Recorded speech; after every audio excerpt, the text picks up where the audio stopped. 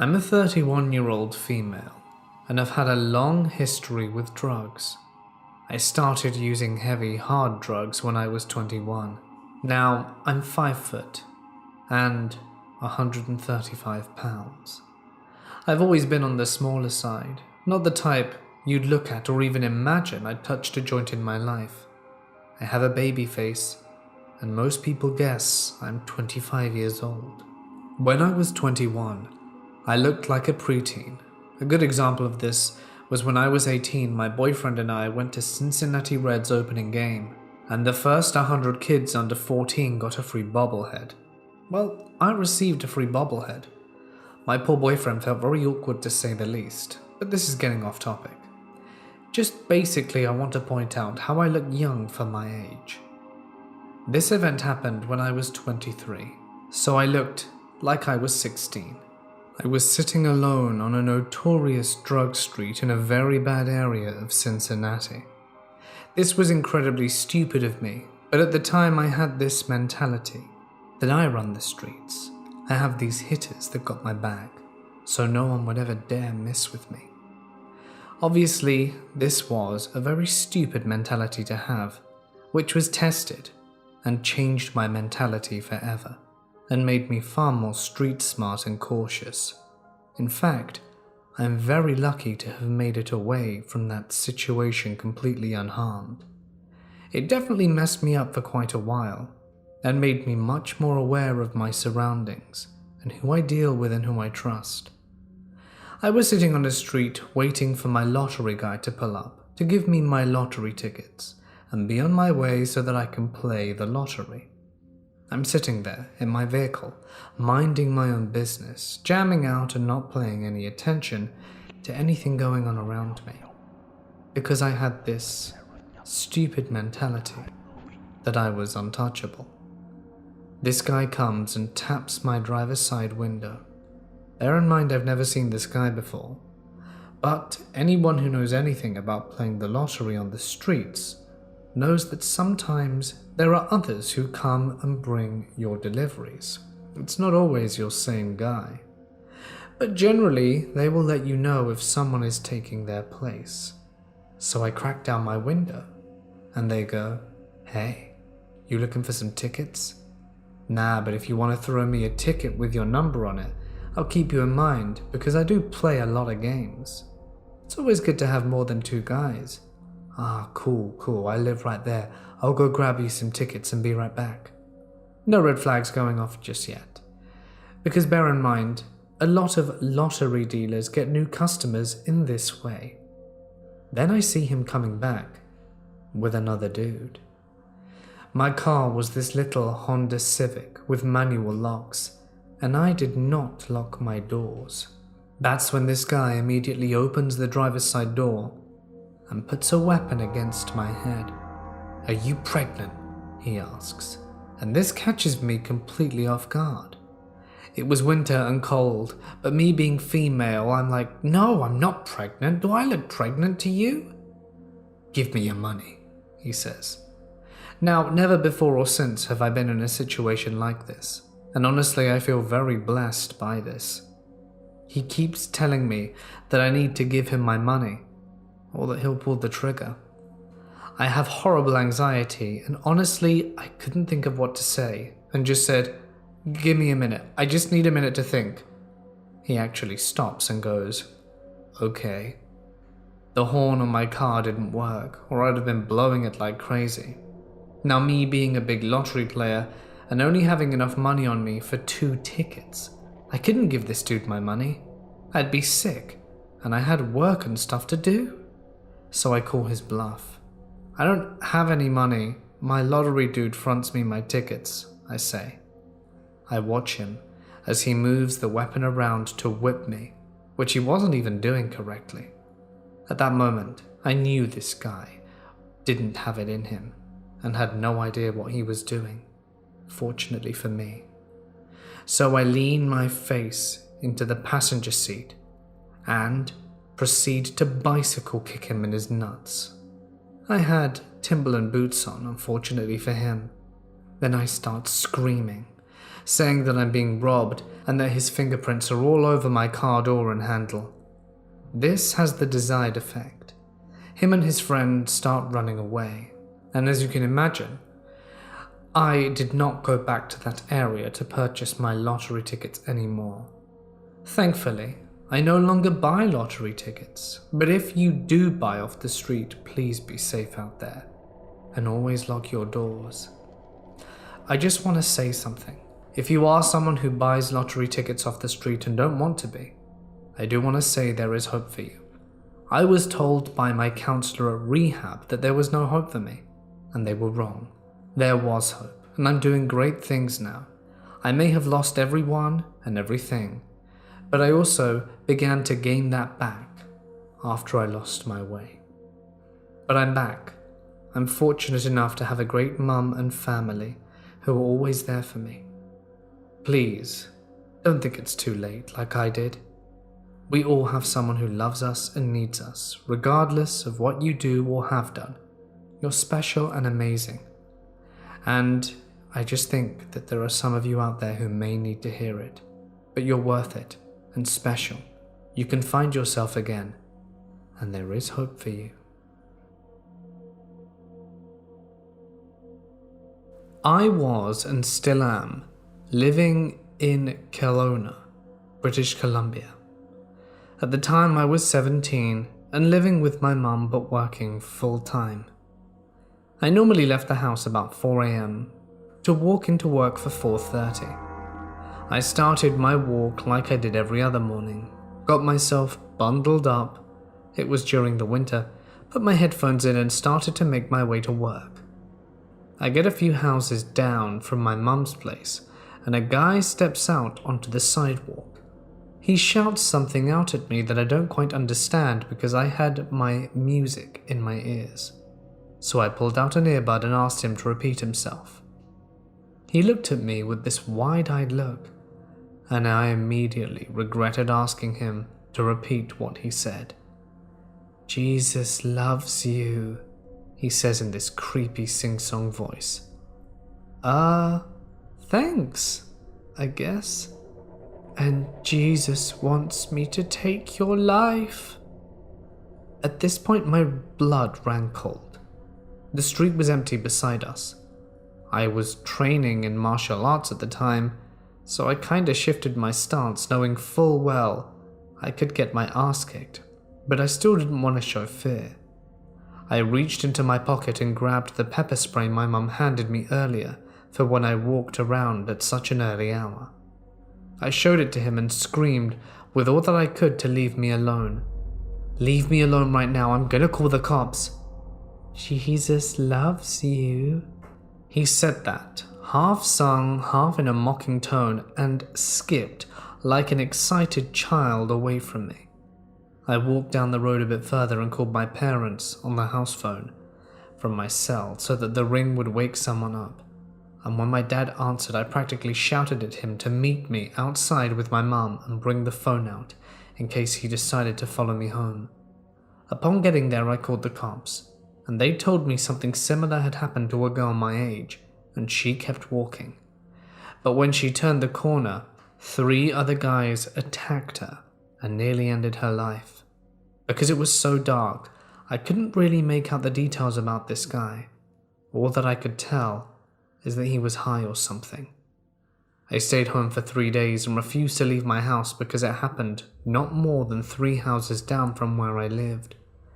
The police couldn't really do anything as I didn't have a description, and they weren't sure if the attackers and taunting Jesus loves you guy were working together, or if it was just unlucky for the previous girl. This happened a long time ago, before cell phones were prevalent, and I was a mum in my early 30s who had just driven our kids to the pediatrician.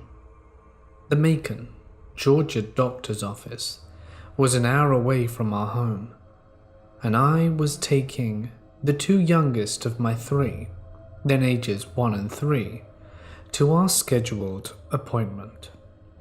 Because we lived so far away, their office always gave us the last 2 appointments of the day, and we were grateful. The doctor had just built a new building off a fresh spur of the highway, so the location was quite isolated in every direction, but a very nice facility compared to his old spot by the hospital there. His new building was also pretty far back on the new lot, and my car, a black Jeep we had owned for 2 years, was one of only 4 or 5 cars in the parking lot when we got there. I parked near the front door, removed the kids from their car seats, and for the next hour or so we waited, then saw the doctor, paid, and finally exited back outside. Mine was the only car left in the lot, as I loaded the children in their car seats for our trip home. But as the receptionist locked the front glass doors, my car somehow wouldn't start when I turned the key. There was just an odd clicking noise. Gathering the children once again, I knocked on the door until someone allowed us back in and asked to borrow their phone to call a nearby garage for service. I found one in the phone book, and the man said that he would come, but that it might take a little bit, so I told him my location. I left to go back out to the car, rolled down all the windows and loaded the children back into their seats once more as we waited.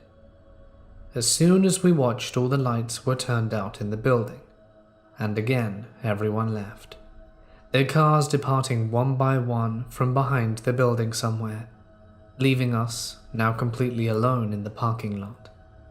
As it was still light, I spent a lot of that time trying to tend to the children, digging through our car for snacks, and a bottle, making sure that they weren't getting too hot.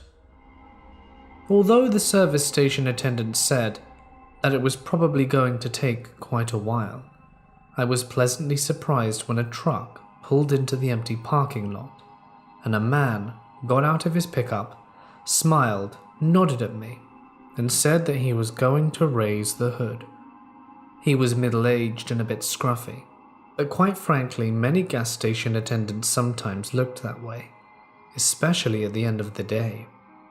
And I was grateful when he began doing something under the hood almost immediately.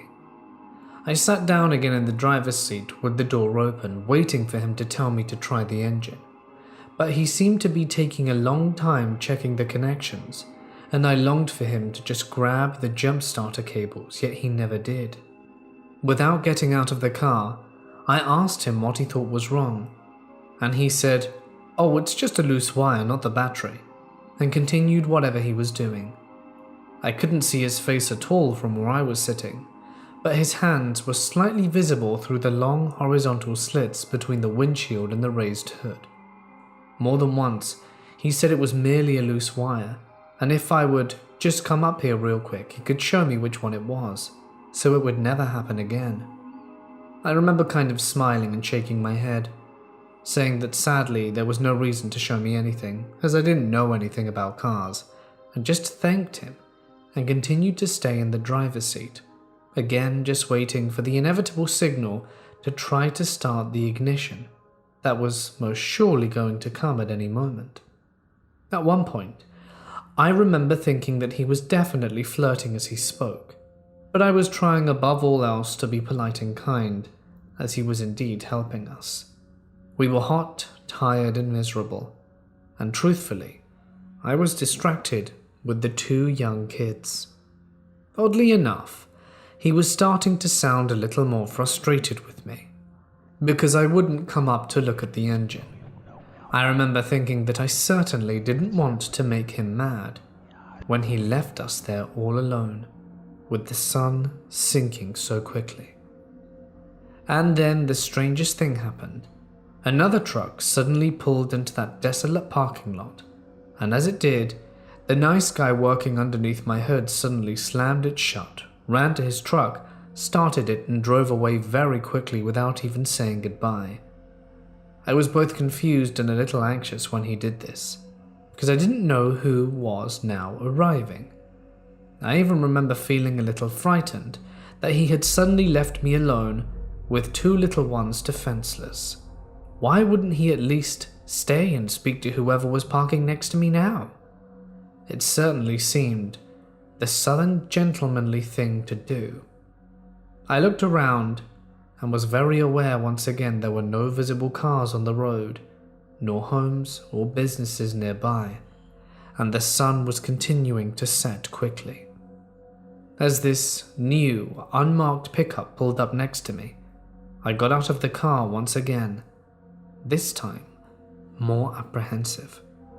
Upon exiting, though, he immediately introduced himself, and his name and voice seemed to match who I had spoken to on the phone earlier. He then actually called me by name, apologized for being so late, and finally smiled and stared towards the road, pointing and asking who the man was that had just left so suddenly. Relieved and unfazed, I smiled back in surprise and told him, "Well, I dunno. I thought all this time he was you." And we both laughed slightly. And then he grabbed the jumper cables, walked in front of my car, raised the hood, and started to work. I immediately sat back in the driver's seat once more, suddenly grateful that, with luck, the air conditioner would be blowing full blast shortly, and once again checking the children. While listening for the familiar words, "Try it," I had my back completely turned towards the children, when he surprised me by suddenly coming to the driver's side door. In the strangest voice he said, "Ma'am, is this yours?" And when I looked into his hand, he was holding a long, thin, dagger-like looking device that was about 1.5 feet in length. It appeared to be very old and covered with reddish dust. Yet, on one end, it had tiny circular small finger holes. It was as if it was a mix of a long thin sword and scissors oddly combined. I remember being amazed but not frightened, and I asked where he had found them. "Under the hood," he replied. I said, just matter-of-factly, that I'd never seen them before, but how weird it was that those things had somehow been stuck and undiscovered in my car for all those years, and shook my head in surprise. He continued to stand there and stare at them, unbelievingly, and he looked oddly pale too, like he couldn't find the right words to speak for a bit and just continued to stare at the unusual object. Honestly, I didn't care about it one bit. All I could think about was getting the car going, letting me pay him the cost, and leaving. He didn't say anything else, just quickly set them up on the curb, started his truck, and then signaled me to start the Jeep. And when it immediately caught, my 3-year-old cheered. Gratefully, I turned on the air conditioning in full blast, rolled up the windows, armed the air vents back towards the back seat, and reached for my purse to pay out. I stood up and took a few steps to meet him so that I could hear the amount I owed. With both of our vehicles running, he came back around to my driver's side, but instead of handing me the bill, irritated me a bit by walking right past me and picking up the weird object once more. "Ma'am," he said slowly, "I want you to look at these one more time," and held them out for closer inspection. This time I moved a bit closer and actually really looked.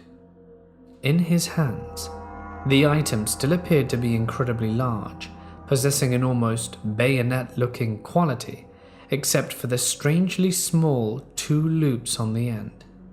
I'd never seen anything like it, and I told him so. As he held it, he spoke quietly and slowly to me, as if trying desperately to make me understand something that was somehow still going over my head. "These weren't hidden somewhere in the engine, ma'am. They hadn't been there very long at all, because they were sitting right on top. They must have just been put there." I shook my head and said no, and half smiled as I said, "But they're obviously very old and rusty." To which he pointed more closely and replied, "Yeah, but see how sharp they are? These look like they've just been sharpened." And when I looked down, he was right. The long, skinny, dagger-like shape was unusual, but by far the oddest quality was just how sharp it appeared to be. The edges at the tip were where the rust had been removed and were gleaming silver. As I paid him, his final words to me were, "Ma'am, I don't know what was about to happen here, but I'm really glad I pulled up when I did." He quietly thanked me when taking the payment, told me that I probably needed to call the police when I got home, and then asked me where I wanted them. I didn't want to touch it, didn't want to take it at all, but I released the back window so he could place it inside. We both then left the lot together, him turning one way and me turning the other, towards the small winding highway that would lead me home, still an hour away. I did indeed contact the Macon police the moment that we arrived home, and I got the children safely inside. But although they listened politely, they declined when I offered to bring the scissor-like things to them later. The officer I spoke to said that they sounded as if they were specialized surgical shears from my description and measurements over the phone, which I found quite disturbing, as you can imagine. I remember wondering how he could even know that, why he would even say that. I had tried so carefully not to touch any of the surfaces, hoping they may be able to lift prints or test for blood if they wanted, but the story seemed to bore him a bit, and he didn't seem interested. His attitude insinuated as there was no longer an emergency, it was of no importance now. At the very end of the call, as if to wind things up, he did say it sounded as if I was very lucky, and that I might want to keep the shears for a few days, just in case someone from his office got back with me later. But that was all. I wrapped them carefully in newspaper, placed them in the brick storage unit behind our house, and they remained there for several more years untouched, until we moved away, and I finally, not wanting to bring them across several states, reluctantly threw them in the trash. Around that time though, if you look through old news reports, women were going missing all over Georgia. Some bodies were eventually found, but others remain missing to this very day. I have often wondered what would have happened if the service station attendant hadn't arrived when he did, if my children would still have a mother, if I still would have had my son and daughter, if I would have missed all these years with them. I guess I'll never know. But I learned something very important about myself that day. I've always felt that I was pretty aware of my surroundings, pretty good at reading people, and staying safe. But because I was exhausted and tired and hot and stranded in a different city, my common sense and intelligence simply left me for a bit and wasn't working at that time. And many of my friends and family still think that our car trouble that day and my lack of awareness could have easily cost us our lives. I grew up for the most part in an Australian city, but lived with my grandmother in a small country town in rural Australia for a while. This town was about a 25-minute drive away from a larger country town that we did all our major shopping in once a week or so. We go into this town to do some clothes shopping and pull up into the shopping centre car park, which directly connected to the entrance of the centre, with the closest car park only a few meters away from the entryway. 10 meters from that entrance, there was another entryway to a standalone store.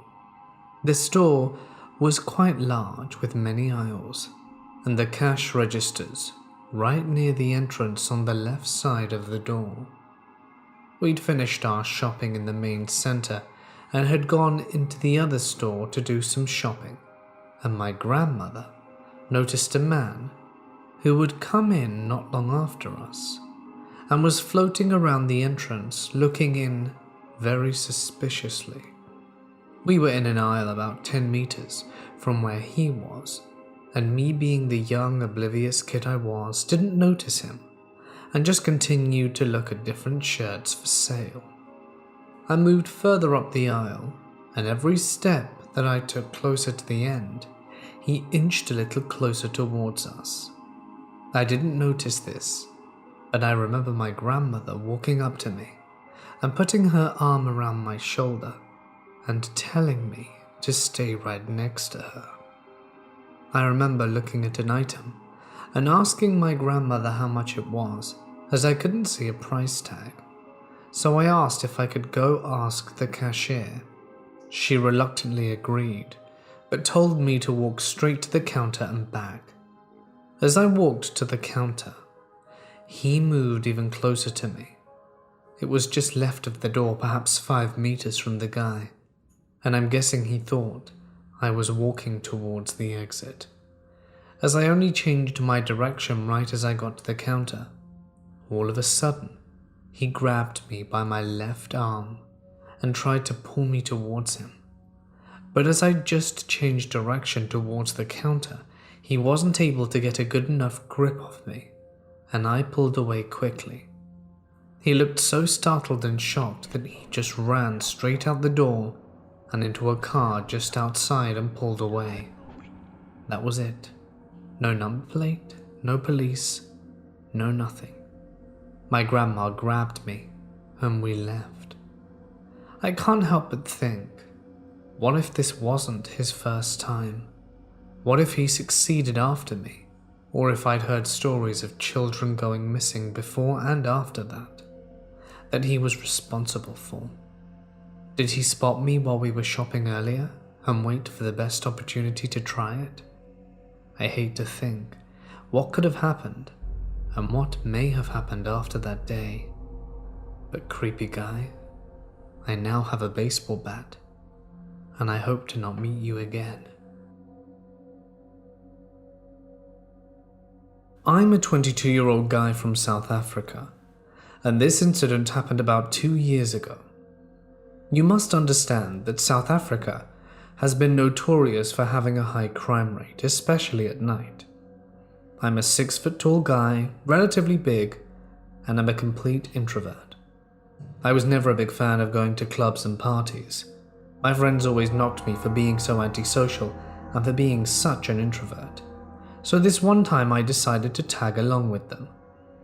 When we got to the club, it was better than I expected it to be. The vibe and music was amazing, but I never danced or socialized with anyone. My friends went off to socialize and chat up people, being the social butterflies they were. As for me, I just stood there awkwardly and alone until this one girl came up to me. She was petite, attractive, and hit me up with a, "Hey, I'm Chelsea." In my head, I was filled with confusion. I mean, it's not like I was the most attractive bloke. I went with the flow and introduced myself nonetheless. We were then sat at the counter over a few drinks. We had an awesome conversation going, and after a few drinks I noticed the conversation started to feel a bit awkward. She kept on glancing a few times at something or someone behind me, and started to speak less and seemed less interested in what I was saying now. With me being in such a tipsy state, I didn't even bother to turn around and to see who it was she was looking at. And after a few more drinks, I had an incredible buzz going for me, and then decided to go out for a cigarette and excused myself from the girl I was chatting to. As I was outside, I could feel my legs being hard to move. My head became heavy, and I became lightheaded and dizzy. I thought it was just the alcohol. I brushed the uneasy feeling off and went outside, lit my cigarette, and started to browse through my phone. Then I could hear footsteps approaching me. Another guy was coming towards me. He introduced himself as Craig and tried to bum me a cigarette. Reluctantly, I reached for my pocket and gave him one. My vision then started to get really blurry. I was losing my balance and couldn't stand straight. Then I saw 2 more silhouettes walking towards me and felt a blow to the back of my head. I woke up to the faces of my friends a few hours later, only to realize I was in a hospital bed, and according to them, one of them had seen me going outside when I went for a smoke. They proceeded to go out and join me. When they eventually got there, they saw 3 men holding me as if I were passed out drunk and walking to a nearby truck in the parking lot. My friend then called out the guys. They turned around, dropped me and fled in their truck. According to the medical, I had some drug substance in my body and was in shock. Then it hit me. That girl, Chelsea, she kept on dropping a few of her belongings towards my side of the chair. Me being in a buzzed and happy state, I was happy to pick them up, thinking it was gentleman's etiquette. I was really oblivious to the fact that she was purposefully doing that to distract me.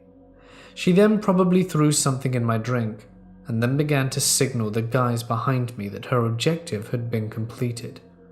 From what I've heard, there were incidences where an attractive girl is used to lure lonely and vulnerable looking guys into a trap, so the guys can take them somewhere to do who knows what. Their intentions weren't to rob me because they never took any of my belongings. They clearly had something much more sinister planned. I'm glad my friends saw me leaving at the time, and it scares me to know what could have happened if they didn't. Stay safe, people, and be very careful at clubs and parties. Don't lose sight of your drink, and be cautious of strangers who come across as too friendly.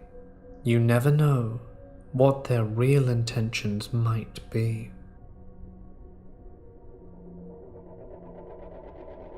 I had recently gotten a job and had more money than I was used to having. So of course, being the fiscally irresponsible 18-year-old I was constantly online looking at Amazon and Groupons and just anything to spend my money on. I found a Groupon for a local pizza/game place just outside of the county of OKC, kind of like a Dave and Buster's, but with a pizza and dessert buffet, among other party place food items. The food was right past the hostess counter on the left, and to the right was a room with chairs and booths and anything to eat at. Typical arcade eatery things.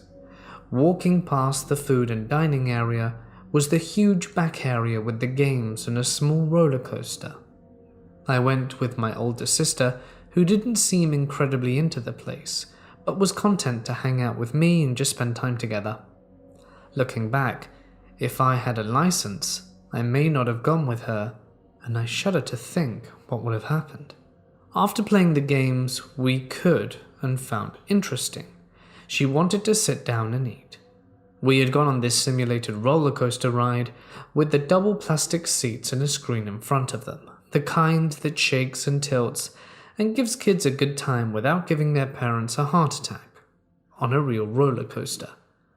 She joined me for one of the simulated experiences and said that she felt sick from it. It's understandable since it's very jerky and our mum has vertigo, most likely passing it down to us. But I wanted to do the rest, because it was the most fun we had since we went in.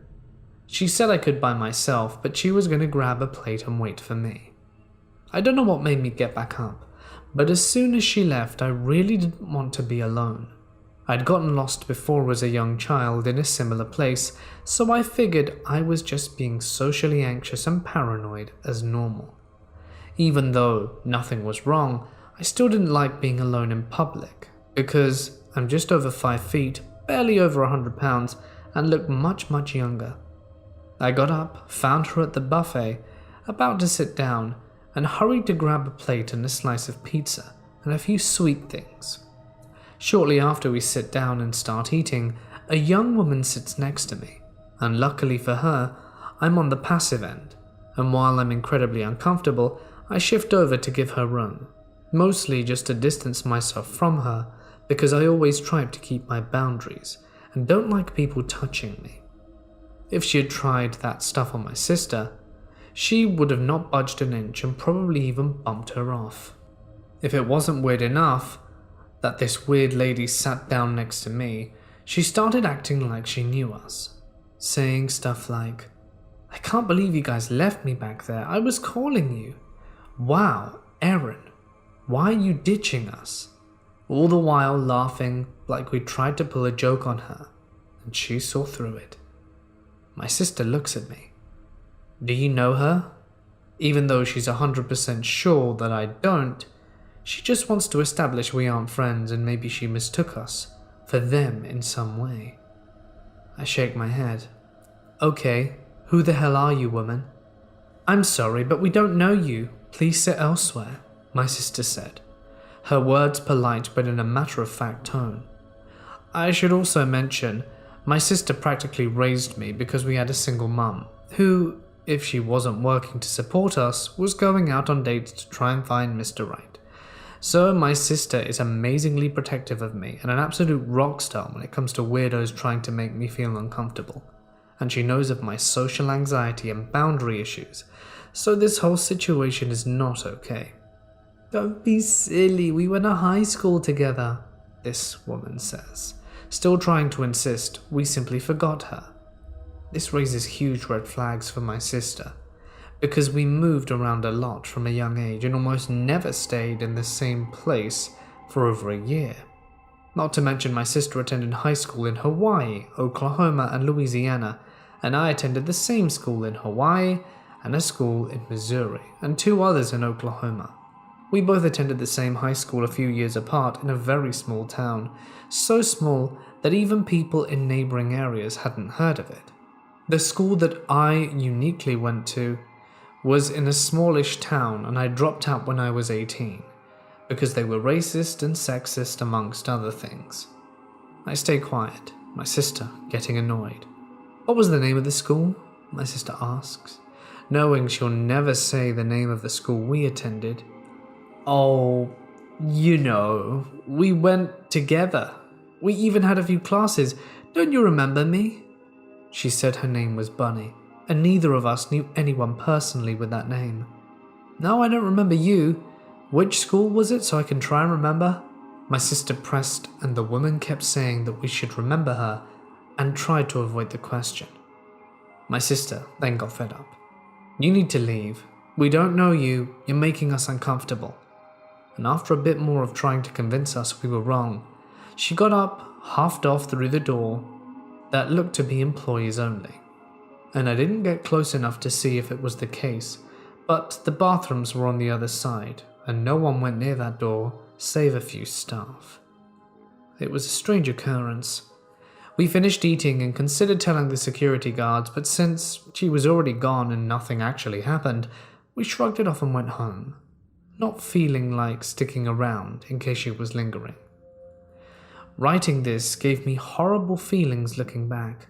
If I'd been more independent and got my license and went alone, or if I'd have stayed at that ride and she pushed herself next to me and tries to force conversation, I would have been too awkward to say anything and might have let her go too far.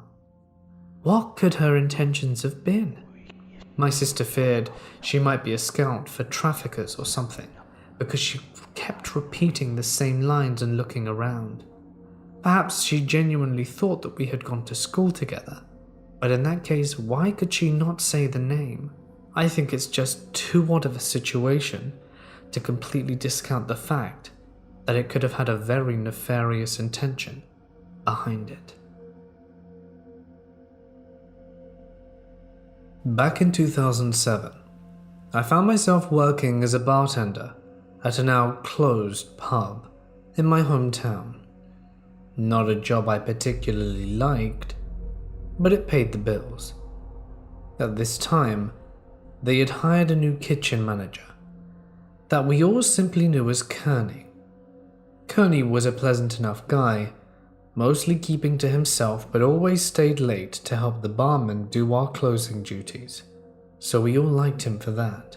New in town, Kearney had yet to find a place of permanent residence, and I had recently lost my tenants, so someone suggested he asked me. He was considerably older than the tenants I usually took in, but having a streak of bad luck with tenants my own age, I thought an older man with a nice steady job may be a shift in the right direction, so I agreed. Kearney wasted no time and followed me home that very same night, only he wasn't alone. Enter Lawrence, the boyfriend of Kearney. Honestly, I hadn't even recognized he was gay up to that point, but was water off my back regardless.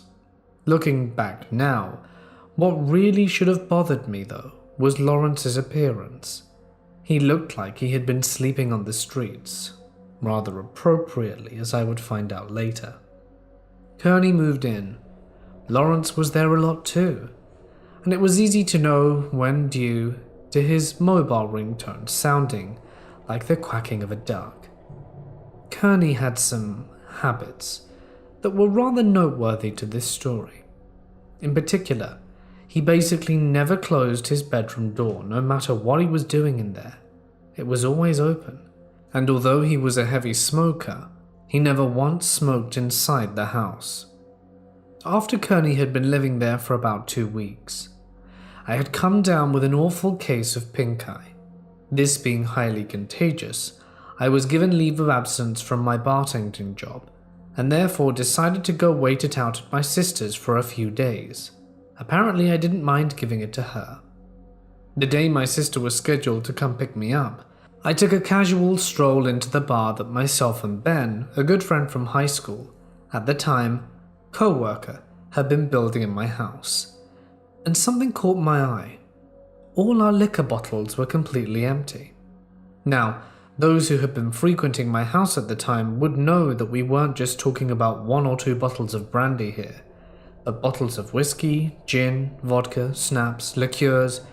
Basically, it was a fully stocked bar that could host pretty big parties without requiring much in the way of additions. So I called Kearney in, asking him what he knew about this, receiving feedback that Lawrence and he had been on a slight drinking binge. Those were the actual words he used, and had left me both furious about the thousands worth of stock they had drunk out, but also slightly impressed that he was actually still alive. Regardless, I said that I would be dealing with this upon my return. So I'm with my sister for a few days, and on Friday I get a call from my local police department, asking me if I know Conrad Schultz. Ironically, even though I didn't, they finally add that I will probably know him as Kearney, and that I should probably come down to the station, as they had just arrested his boyfriend, trying to sell my camera equipment. So my sister rushes me back home where all my camera equipment was on display at the police station. It's on this visit that I'm informed that Lawrence was actually a Navy SEAL, who got dishonorably discharged before turning to a life of crime, and now had a rap sheet the length of the Bible.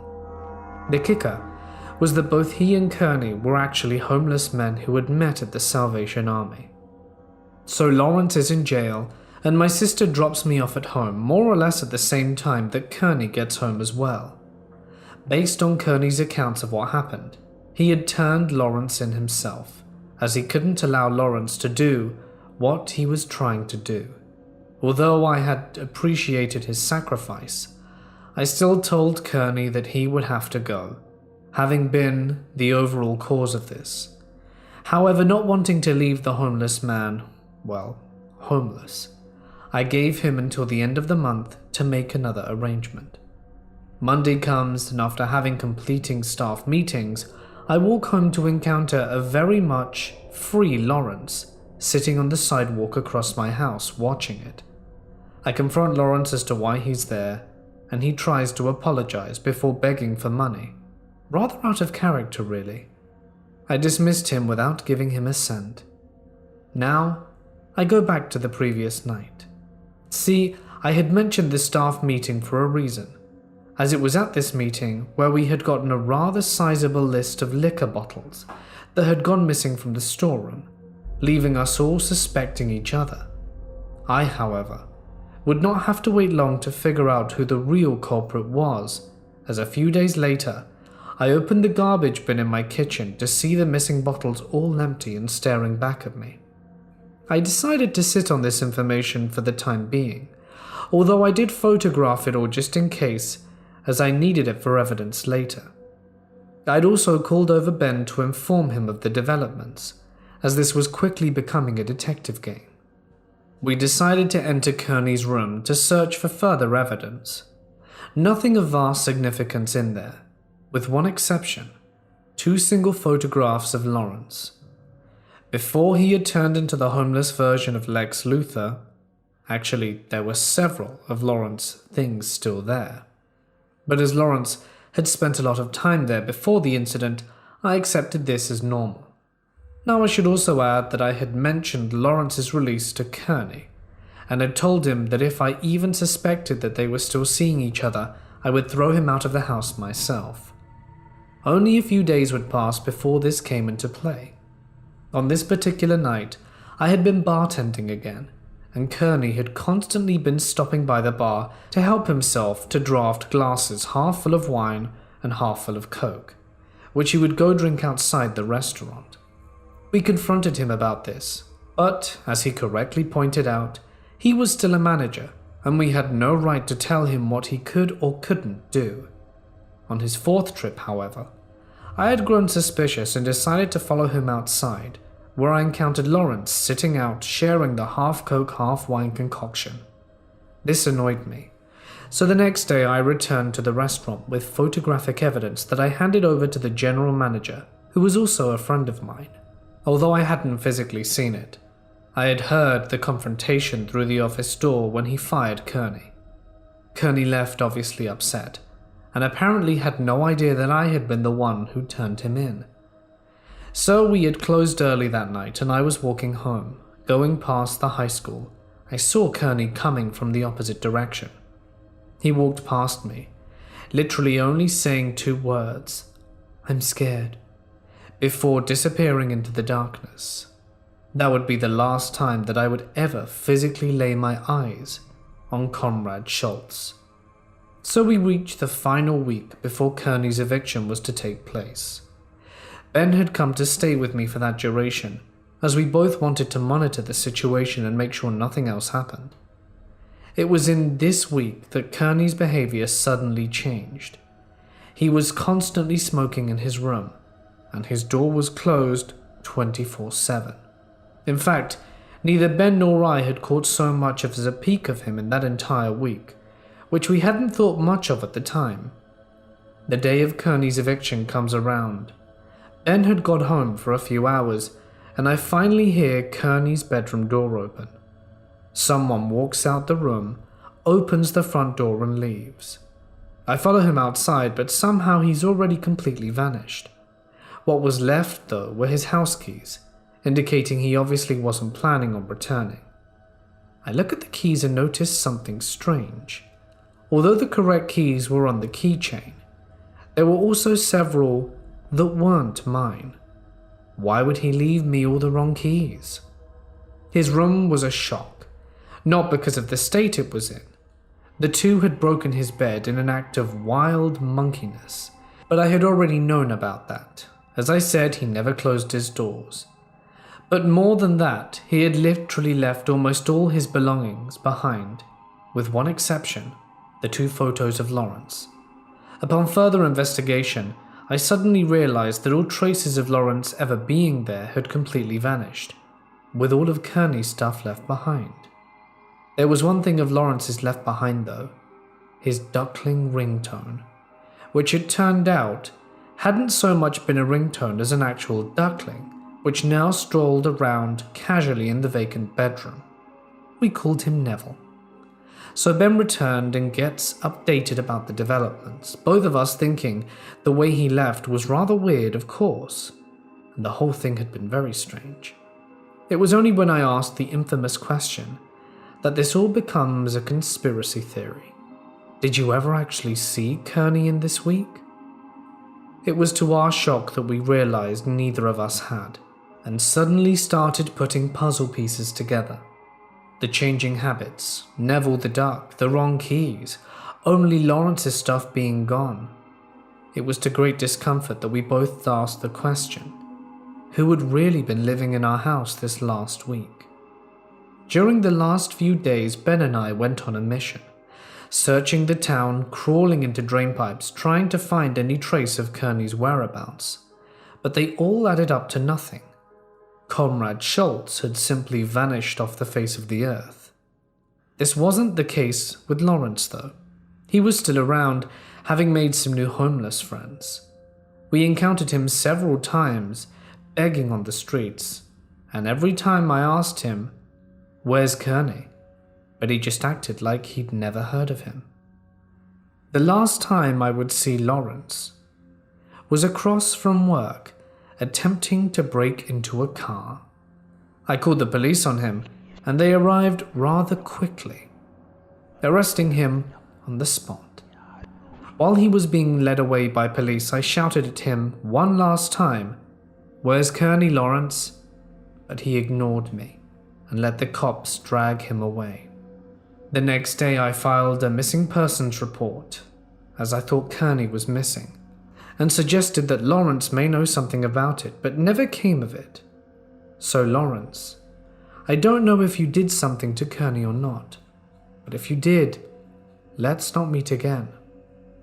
For those of you wondering what happened to Neville the duck, we kept him for quite a while, but due to the malnourishment he received his first few months, he never grew and ultimately passed away. For those of you wondering what happened to the case, unfortunately, South Africa has a very unique way of closing cases, as in after a month or two, they just send you a text saying, "Case closed due to lack of evidence," or "Case closed with no arrests." I didn't get one in this case, but did get one in an armed robbery I fell victim to in 2017, so not too helpful that they did much effort here. Regarding Lawrence, I saw him one more time after getting arrested. He was only locked up for about a week. After that, though, he disappeared. I'm not sure if he left town or got arrested again.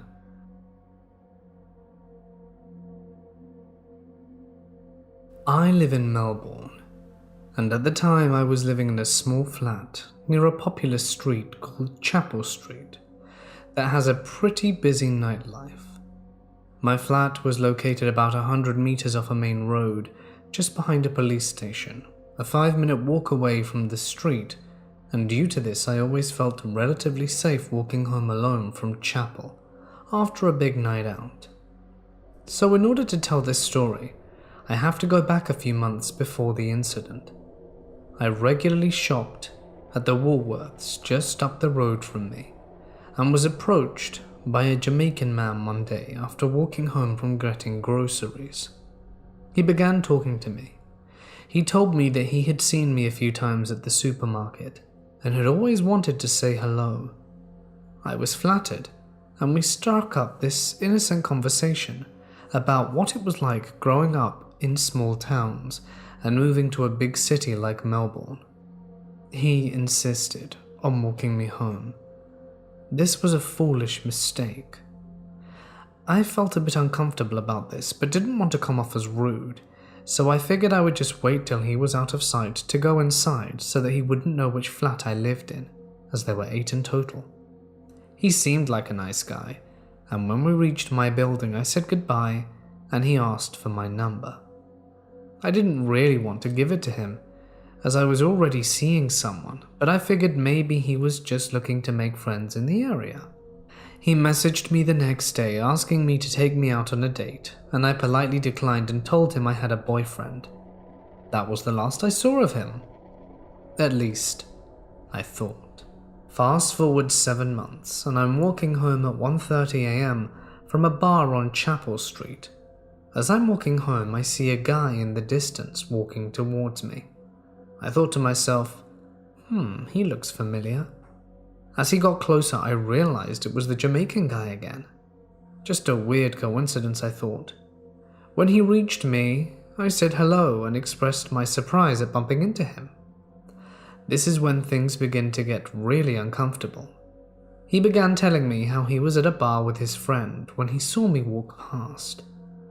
His friend, after discovering he knew me, told him to stop being such a baby and go talk to me.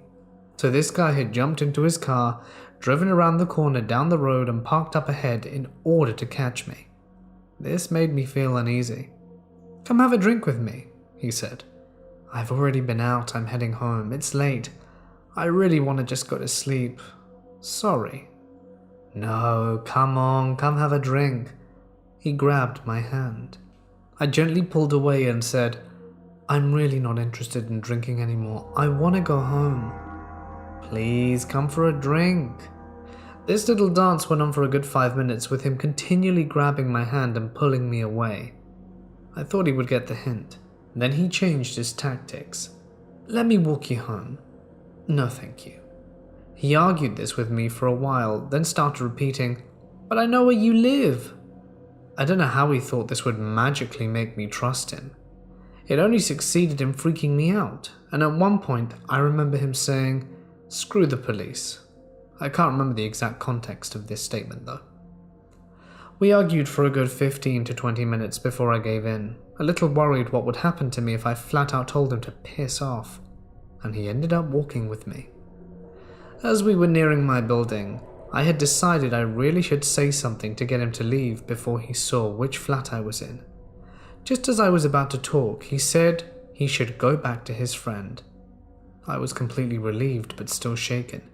He asked for my number again, and I didn't want to say no because I knew he wouldn't take it.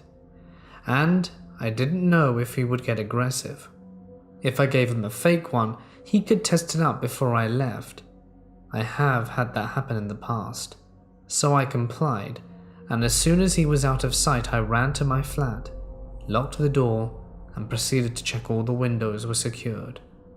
I lived with a boy who worked in the casino and was hoping that he would be home that night. I was very upset to find out he was not, and I called my housemate terrified and told him what had happened and asked when he would be home. He told me he wouldn't be back for another 4 hours due to night shift, and to call the police if he came back knocking on the door. The guy messaged me about an hour after, saying how good it was to see me again, and then text me in the morning too. After calming down and gathering my strength, I replied to him, saying that the way he had approached me had made me quite uncomfortable, and that I would appreciate being left alone. Haven't heard from him since. He's probably not a dangerous guy. I just hope he learnt not to approach women that way after our encounter. It may not sound like much of an ordeal to you, but if you'd have been there and seen everything from your own eyes, you'd have been pretty terrified as well. This event happened 20 years ago, when I was 9 years old. My family took a ski trip to West Virginia, a ski resort. My dad really wanted to get his money worth, so he had my whole family come out on the slopes about 20 minutes before the lifts were even running. It was something like 15 degrees and around lunchtime. My mum and I were getting too cold to have fun, so we decided to get hot chocolate at the food hall while my dad and brother and I stayed out for a few more advanced runs, and all agreed to meet for lunch about an hour later. My mum and I got our hot chocolate and were warming up in the food hall when I got a second wind. The kiddie slope was right outside the building, so I asked my mum if I could do a few runs while waiting for my dad and brother to return. My mum was usually extremely cautious about letting my brother and I do things on our own, but from where she was sitting she had a view of the slopes through the window and probably for that reason said okay. At first everything was fine. I was thrilled to be out on my own, and I felt invincible, blasting down an easy slope after the trickier ones I'd been on with my parents. I went down a few times and was feeling good when I started to notice myself passing a specific man over and over. This man was very distinctive looking in the crowd of skiing families, wearing 90s style snow gear. Tall, wearing what appeared to be a black trench coat, not a ski jacket, with a long dark beard and dark-rimmed glasses, and a black hat with a rim. As a 9-year-old, his appearance kind of scared me a bit like a cartoon villain, and I began to feel like I was seeing him everywhere. It wasn't a huge slope, but it still seemed like we passed each other more often than I was passing other skiers. I also started getting the sense that he was trying to get on the lift with me, like waiting to get in line until after I did. Even though we never ended up being put on a lift together, I couldn't tell if I was being paranoid or if he really was showing up way too often, so I decided to test him. The next time I got off the lift, I went back down the slopes like normal, knowing he had been on a few chairs behind me, and would probably come right down the slope as well. When I was about halfway down the hill, I stopped suddenly and the man passed me. That's when it started getting weird.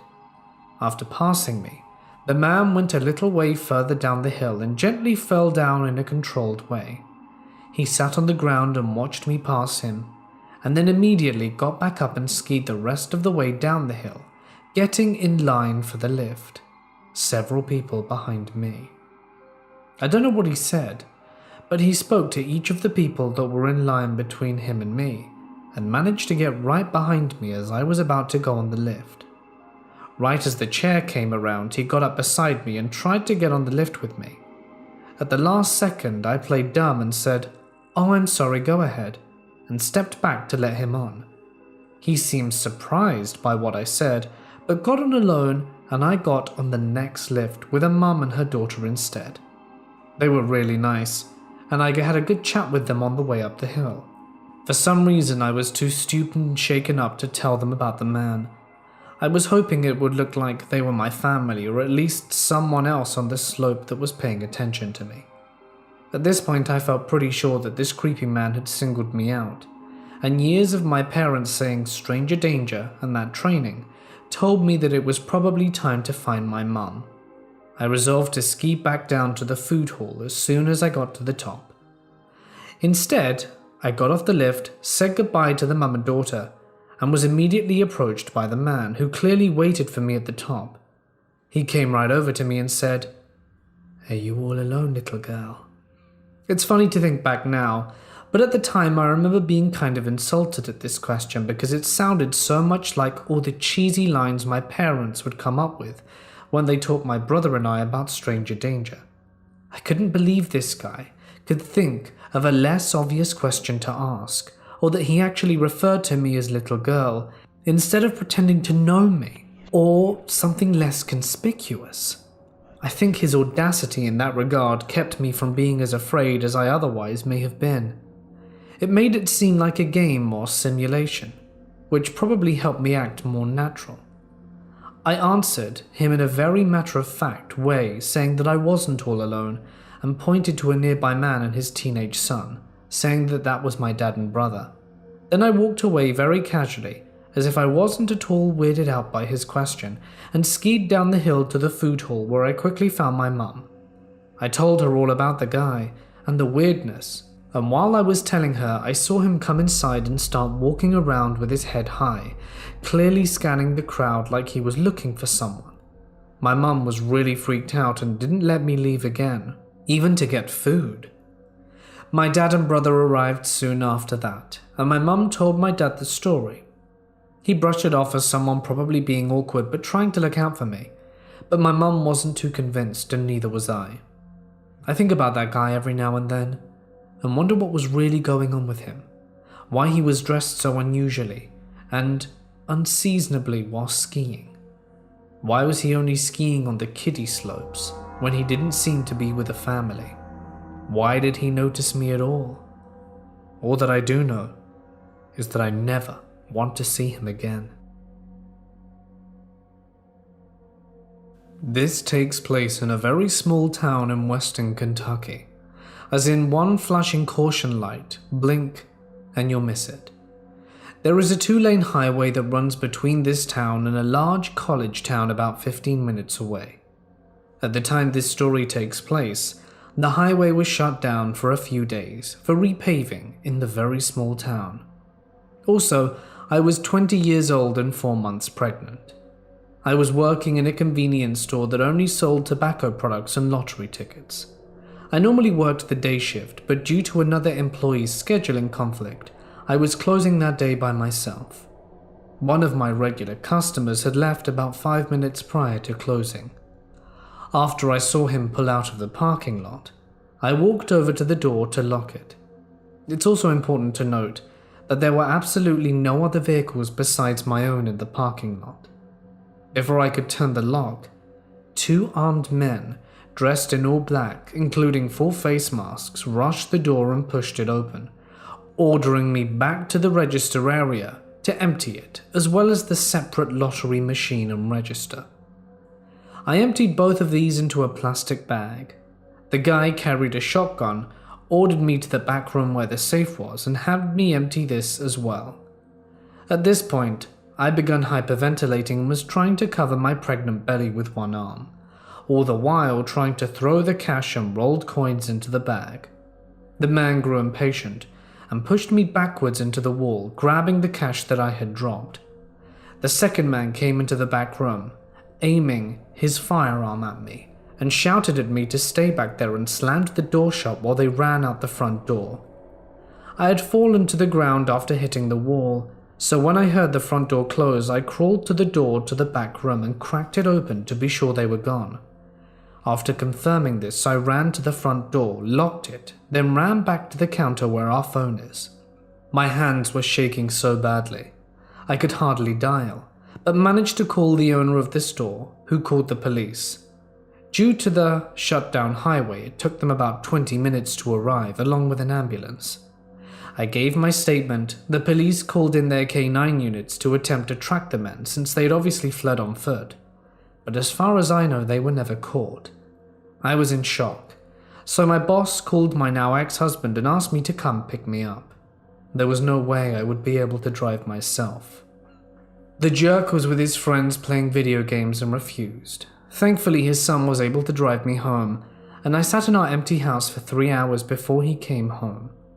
I was jumping at every little sound and was a nervous wreck when he did finally return.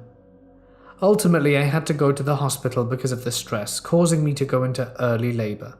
Thankfully, they were able to stop the contractions, and my daughter made her appearance 4 months later. Fun fact: when my daughter was 3, I was speaking about this to her preschool teacher and she said, "Yeah, I heard the whole thing." It was scary. She's now 12 and insists that she remembers this. When I was 11, I lived very close to one of my friends called Anne. She had a little brother named Matt. During summer vacation, me, Anne, and Matt would always hang out pretty much every day. Anne lived right across next to this little bridge that went over the train tracks next to her house. Right over the bridge, there was a road that went down to this facility and then connected to the main road. I'm not entirely sure what this building's purpose was exactly, but it was some sort of financial advisement building. Since we were curious kids, we would sometimes go snoop around there, and we found this shed right behind it. This was an epic find for us as it became our clubhouse. There was pretty much nothing in there but rusty nails, and it was always unlocked for some reason, but we thought it was cool, and we would meet there almost every day and just hang out, even if there was nothing special to see there. Now one day, I had come to Anne's house, and we were heading down to our clubhouse as usual. Then out of the blue, this random man comes out of nowhere and starts walking towards us. It's obvious we were going inside the shed. Matt's hand is on the doorknob. I'm the eldest of us, Sam being a year younger than me, and Matt 3 years younger than I. So I was sort of the leader. "What are you doing?" he asks. He seemed mad for some reason. Of course, we had no explanation. We were kids that didn't understand private property and had just found this cool shed to hang out in. "Nothing," is the only thing I could utter. He starts lecturing us about it not being okay and kept talking about the important things in there and that we weren't allowed to go in. He made it seem as though he worked there, even though he'd just come from the opposite direction of the facility. I now realize he was rambling, but it seemed very justified to us because we were scared as hell. It was just weird because I knew that the building was closed. It was Sunday afternoon and all the lights were off, but he spoke with such authority we just listened in straight up fear. He then started demanding we come with him and starts walking further down the street, saying he's going to call the cops if we don't come with him right now. We're scared out of our minds and just follow this grown-up, thinking we've committed some sort of serious crime. He leads us to his house, and we kind of stop outside, because we've been lectured about going with a stranger, and all that since we learned to talk, so it felt wrong and we were hesitating outside, Anne holding her brother's shoulder warily. Our savior then comes. She's walking her dog. She doesn't even say anything. I don't even think she saw him, but he just closed the door when he saw someone coming. I remember his face so well when he saw this random woman. We were so scared we just ran home immediately after he shut that door and never crossed the bridge again.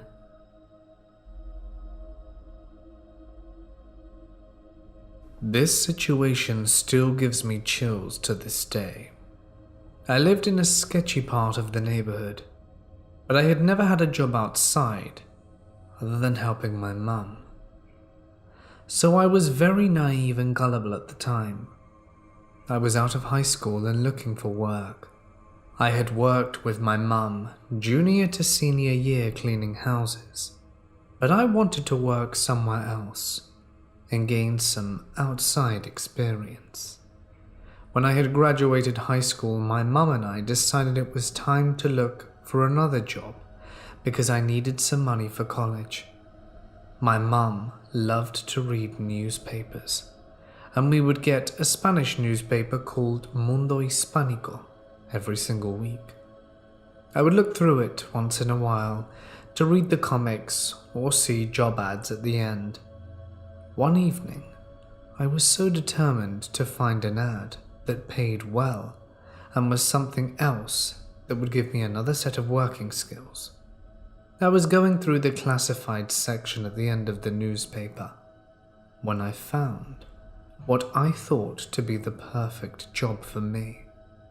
I don't remember word for word, but it was something along the lines of looking for young females ages 18 to 25 for an open massage position at this location.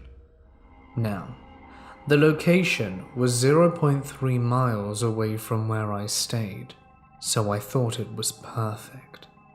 I could walk to and from without having to worry about transportation, since we only had one car. Massage training will be provided, and the pay is handsomely good. Our girls can earn anywhere from $500 to $900 a week. I thought, whoa, what a great wage. I can pay off my college in no time. I was so excited that I fit the profile, and I showed the job to my mum. My mum wasn't excited like I was, and she told me that it looked a tad suspicious, that I should call first to see if there really was another person on the other end. So I did, and a lady answered. I asked her about the free training, how much do you really make, and where the location was exactly. She seemed very sweet on the phone and told me before we moved forward they were doing interviews and already had other candidates on their list. She said that I could come in for an interview to see if I would make it to the second round. I agreed. She gave me the address and I looked it up. When I saw it was 0.3 miles from my apartment, I was so happy. I told my mum that I would be going to the interview at a set time at this location and alone. She told me there was no way I would be going alone and she would come with me.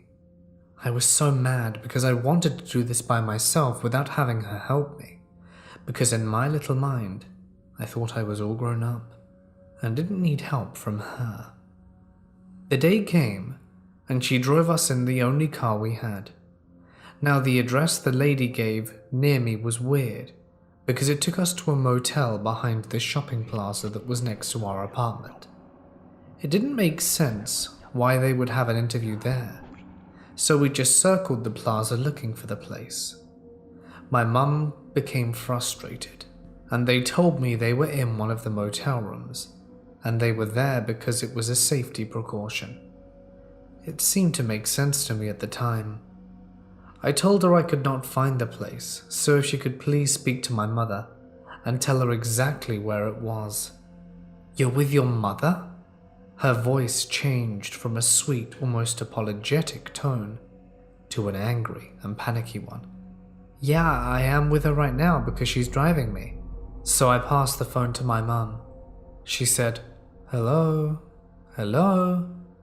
The lady had hung up on her. I called twice more, but she never picked up the phone. I was angry that the lady had just hung up, and so we went back home. I never put two and two together until about 3 years later, when I heard on the news that there was a newspaper job that had been busted and the people were charged with trafficking. The ad was very similar to the one I had read years ago. I thanked my mum over and over, because if it wasn't for her, I could have been dead or trafficked multiple times. I don't know where I would have ended up. I'm so grateful for my mum, despite me being angry at her for coming with me, because if it wasn't for her, I wouldn't be where I am today. I grew up around the world. My parents were divorced, and they had joint custody, so I lived every other year with the other parent. But their jobs required them to move every 1 to 3 years to a whole new country, so I'd usually only stay in one place for a year or two. I moved to India in 1995 as a freshman. This was the largest school I'd ever been to. I was fat, pimply, and scared of the new school. I'd always been good at making friends, but this school was harder. Most of them lived here their whole life, so it's hard to break into those circle of friends. But a large portion was similar to me. Kids that moved often, although not as frequent, so they weren't as receptive to new kids either. Every fall we did something at the school called a mini course, where everyone in high school had to sign up for a 5-day field trip. There were tons. It was a big school, and seniors got priority of course. Some trips were like sailing the Ganges, or hiking some mountain, or riding trains to Agra. I can't remember, except the 2 I went on. In freshman year, I went rafting the Ganges. It's exactly what it sounds like. 6 kids in a raft, with an experienced rafter, and we went down different portions of the Ganges and camped in tents. There were 2 sophomores, RJ and Steve, and they were snooty rich kids, pompous and arrogant. They seemed to take a real liking to picking on me. I'd been picked on before, but this was rough. One morning they tied my clothes together and threw it in the water, tied it to a branch and stuff like that. The chaperone was kind of a jerk too. He asked me who did it, and I said, "Well, if I can't prove it, what does it matter?" And he said, "That's what I want to hear." I mean, he had heard and witnessed the harassment and never intervened. I was never one to tattle. That's just not something I was raised to do. Anyway, it sucked. The rest of the year I didn't have any problems, but every time I saw these 2, they always did or said something that just upset me. Were just general bullies. Slapping my lunch out my hand, unzipping my bag so my books would fall out, that kind of stuff. Over the summer, I hit a growth spurt, went on diet, and shot up 5 inches in 6 months, and with good food and exercise I was looking pretty good. I even made the basketball team as a sophomore. The coach was the chaperone from the previous mini-course, funnily enough, and I had some more friends. RJ and Steve were always into weed, but now I think they were into some other stuff. They looked different next year, acted differently, meaner, generally irritable. They still tried to pick on me, but when I used to walk away, I could feel like they thought they had won, and now I could tell that walking away annoyed them and made them angrier. The mini-course came around, and Coach wanted me on cycling some mountain ranges or something like that, and he thought it would be good for my conditioning. So I went, and sure enough, RJ and Steve were on the trip as well. I had the room next to them at the hotel, and it reeked of weed the entire time. Then we'd go and ride some portions of the hills, then back again, and they'd be smoking. At dinner and stuff, they would make jokes about me, and I kept ignoring them until one of the seniors berated them for being bullies. They loved it. They laugh and really I think they just loved the attention.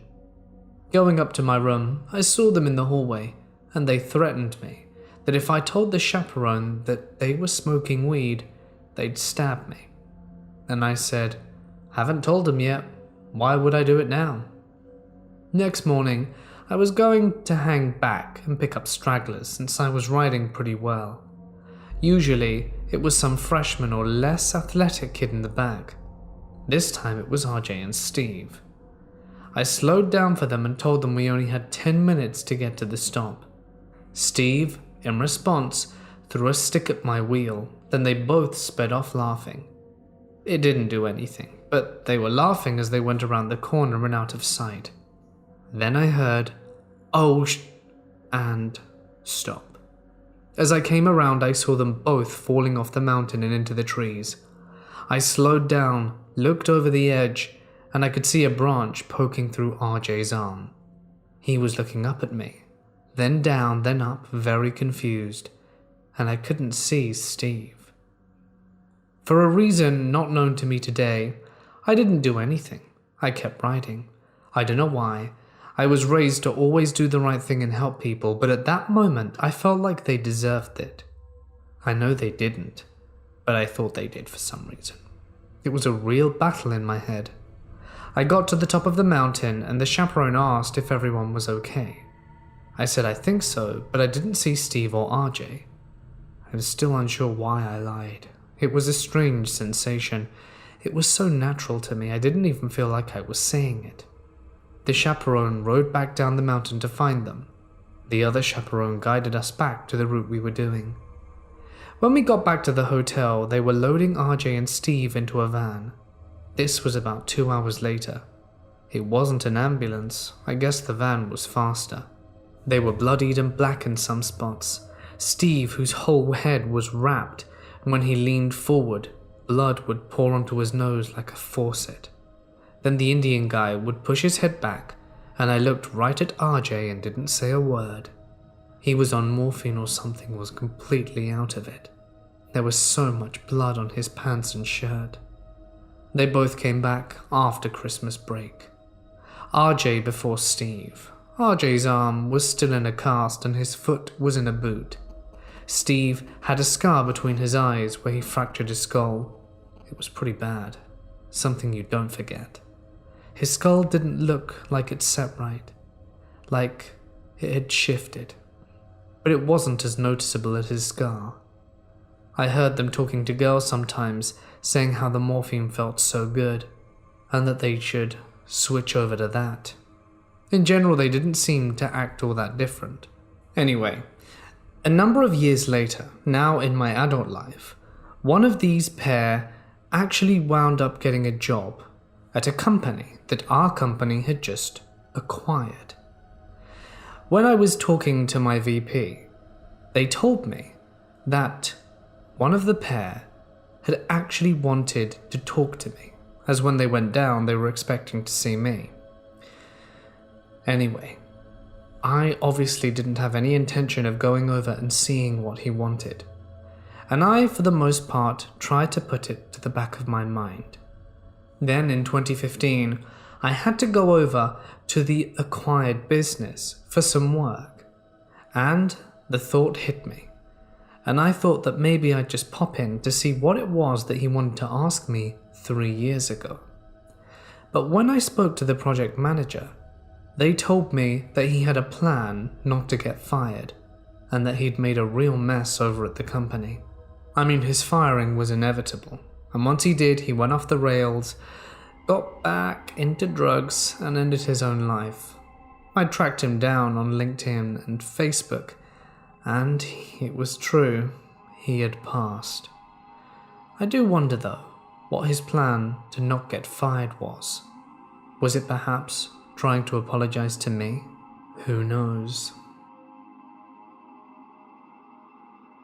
I lived really close to my school when I was a kid, and there was this big thing for us to play in. So naturally I always went to play there in the evening before supper, or just any time I was bored. It was surrounded by a lot of houses and a busy street. so it was a safe enough place. One day, I went with a friend of mine who was about a year older than me. We had 2 schoolyards, one for the older kids and one for the younger ones.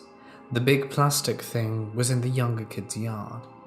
There was a small corridor that let us go between yards, and as we were playing, I see this guy wearing a hoodie with the hood up slowly start to walk into the yard we were in. We stayed there for about 20 minutes with the guy, but I felt something was off. I was too young to really know what to do and imagined he would leave at some point. The problem was that he was slowly walking around a wall blocking all the houses from seeing him and was much closer to the exit than we were. I will always remember watching him nonchalantly kick a pizza box round as he made his way closer. As I turned to my friend to tell her that we had to leave, because I felt like there was something really bad that was going to happen, I heard my father bellow my name and saw him running the length of the schoolyard towards the door with my neighbor in tow. My father was in his 60s and took his car everywhere, and that was the first time I saw him really run. The guy bolted, and my father trailed after him. My neighbor brought us to my friend's house, as they all knew each other, and we stayed there until pretty late. I remember her mother trying to explain to us exactly who that person was, and I was terrified. My father, my neighbor, and my friend's father both tried to find the guy. I can imagine how scared they must have been. He's quite tall and intimidating along with the neighbors. The scariest part is that I still have no idea how my father knew, as the guy wasn't visible and I lived a few houses down from where we were. I'm sure that he saved mine and my friend's life that day. A few years ago, I went to a motel with a few friends. There was a restaurant right in front of the hotel. It was literally in the same parking lot. My friend and I, us both being girls, went to the resto bar around 2 a.m. It was open 24/7, and some of our guy friends waited for us a bit further in the parking lot. We couldn't see them from the inside though. We get to the resto bar and I feel a creepy vibe right away. There was only one employee, a girl in her mid-20s, and us 18-year-old girls and a creepy dude sitting at the bar. The guy looked up at us, up and down with a smirk. The girl was just standing there, stiff as hell. At some point she said, "That's it, I'm calling the police." My friend and I looked at each other, confused. The guy got up and got closer to her. He was about to follow her to the back store, but she put her phone up to her ear and he backed off. My friend and I started walking to the door. I wanted to scream to my guy friends to come and help, but we didn't get the chance because the creepy dude ran after us. Long story short, we found ourselves in between the resto doors and the exit doors. The girl, still on the phone, ran and locked us out of her restaurant. The guy blocked the exit door with his body. He started saying stuff like, "You girls are so hot, makes me want to do stuff," and things like that. After what felt like hours, the police got there and arrested the guy. We got out of there, and they asked us a few questions, and that was that. We went back to our guy friends who had no clue what happened.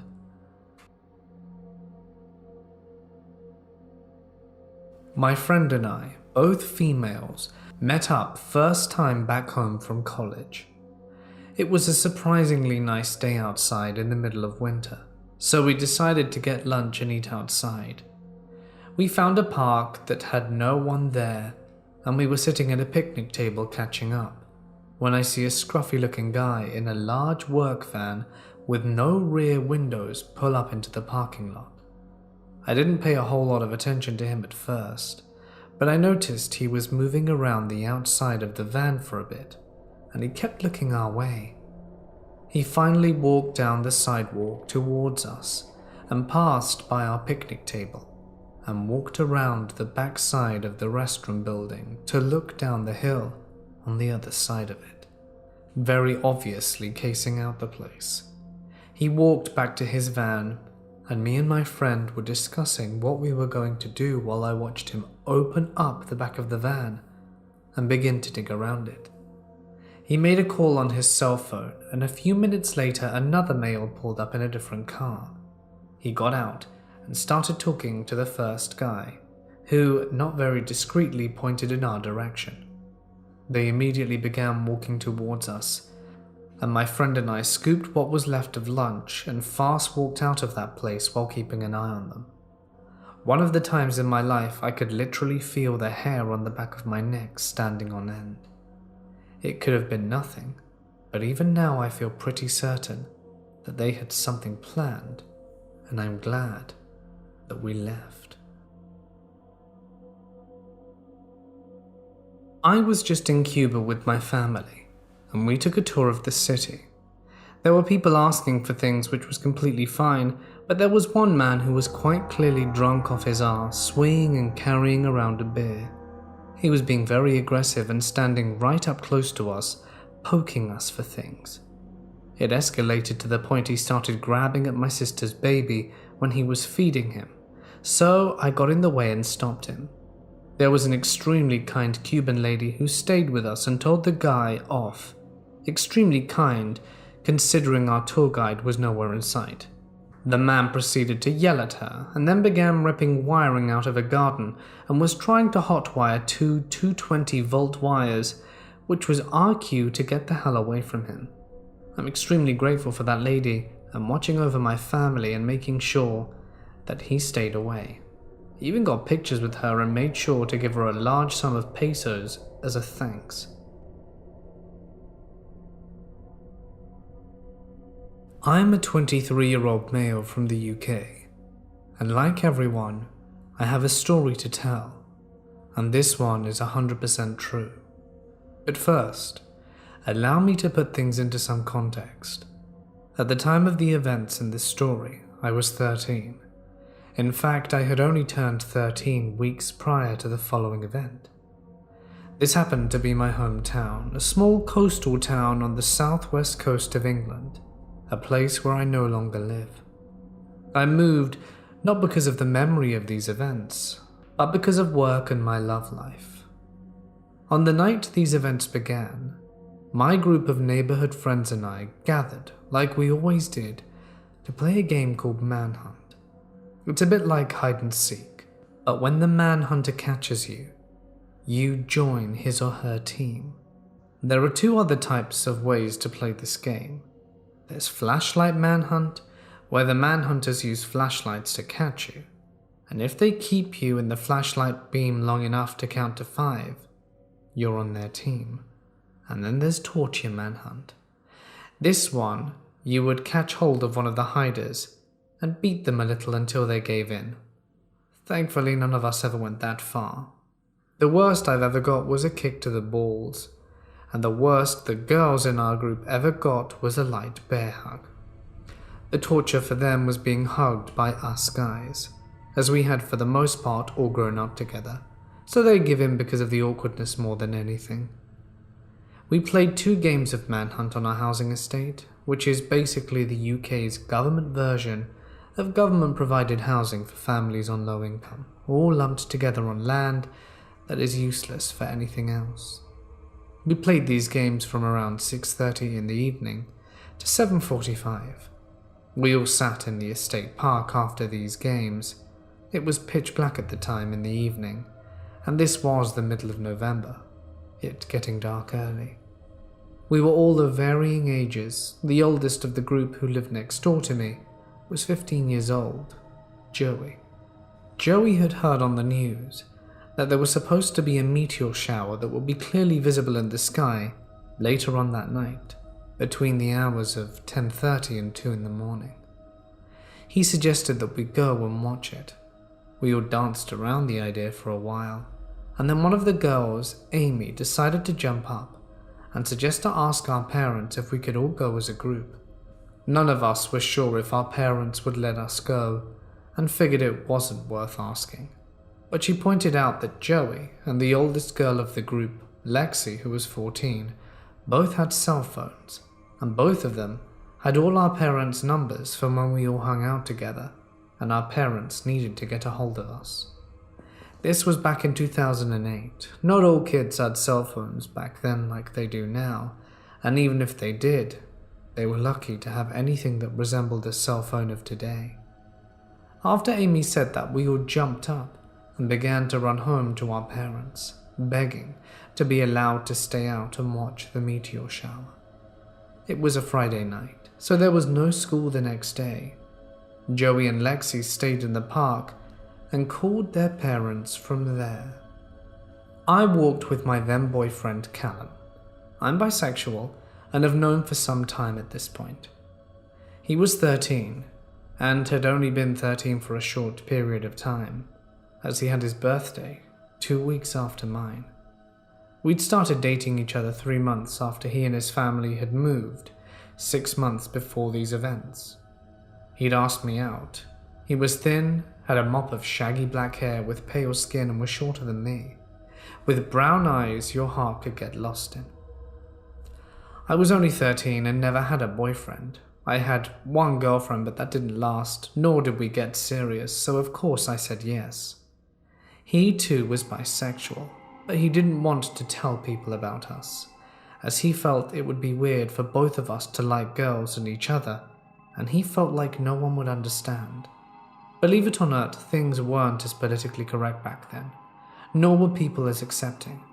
There was still a lot of homophobia around, in our town at least, and especially in our high school. We walked slowly down the hill to our street from the park, just talking about what we had done in our English class at school that day. When we rounded the corner to begin walking down the street, Callum stopped and grabbed my hand. I was confused. It was the first piece of affection he had shown for me all night, and it was in a public place, which wasn't like him at all. I looked up at him and saw him staring off up the street ahead of us, just beyond the turning to the street we lived on. In a patch of grass was a street lamp. He was looking at the street light. "Can you see him?" he asked, his voice trembling a little. "What?" I said, and looked at the street light. And he was right. Just beyond the glow of the light cast by the street light, a man was standing in the shadows. He just stood there, not facing us at first, but he must have become aware that we were staring at him, as in the light we saw him turn to face us. I could feel his eyes on me, looking right at me. I felt like they were looking into my very soul, and Callum's grip on my hand grew tighter. I then noticed the orange/red circle where his mouth would have been. He stepped forward into the light, blowing a cloud of smoke from his mouth. He didn't say anything, but carried on staring. "Do you think he knows Jake?" Callum asked me. Jake was a guy who lived in the house that the guy was stood next to. Jake was in college, and it was common knowledge that he was a pot dealer, a man with no morals. He even tried to sell it to me and Callum once. He seemed to be one of the only 2 people on our estate who guessed we were a couple, as he called us lovebirds when he tried to get us to buy pot from him. Jake was a strange guy, but was harmless enough. He was pretty much a hippie. I don't know. I said to Callum, "Maybe?" Although this guy under the streetlight didn't look like the type of person Jake would hang out with. This guy wore a dark, full-bodied tracksuit and a baseball cap. The guy stuffed out his cigarette against the metal post of the streetlight, chucked it to the floor, and walked towards Jake's house, disappearing behind the hedge that led to his backyard. I heard a sigh of relief from Callum. "I'm so glad you were with me then," he said, squeezing my hand. "Let's go," I say. "Yeah," he replied. Although we weren't telling anyone about our relationship and not being affectionate in public, we walked down our street holding each other's hands, only stopping when he let go to walk into his house and I to mine. We didn't think to tell anyone about the creepy guy with the cigarette. All of our parents said that we could go watch the meteor shower, so long as no one drank any alcohol. But of course, When you tell kids that age not to do something, it's a sure bet they are gonna do what they were told not to. We all met up at the park after getting confirmation from our parents and decided to go to the top of the hill, called Duckett's Hill, as it was a well-known landmark. Not for any special reason, it just had a very good view of the marshland that surrounds it. We walked to Duckett's Hill and settled on the top. Joey and a friend of ours called Tyler started a bonfire as it was cold, and it was a chance to have a real kids-only get-together. Amy and her older sister Faye had taken 4 bottles of some cheap, nasty wine from their parents' wine cooler and decided that we all needed to drink some. I decided not to, because I felt like someone needed to keep an eye on the fire with a sober eye, and I had this horrible feeling in the pit of my stomach that the creepy cigarette guy could turn up and start watching us. As we waited for the time to go by, we all sat around the fire Joey had built up, passing the wine bottles from one person to the next, all of us taking a sip each time except for me. I passed it on to Callum, who sat unusually close to me in front of our friends. He was so close, he could rest his head against my shoulder, and if the wind was in the right direction, I could smell him, a mix of Lynx Africa deodorant and the cherry-scented clothes detergent his mothers used to wash their clothes. It's a smell I'll never forget.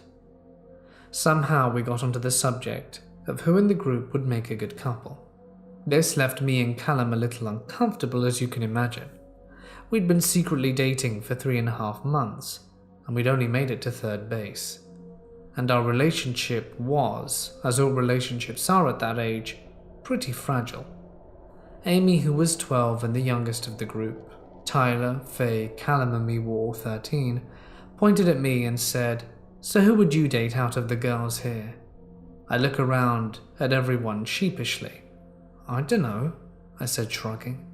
Everyone groaning in disappointment, even Callum did.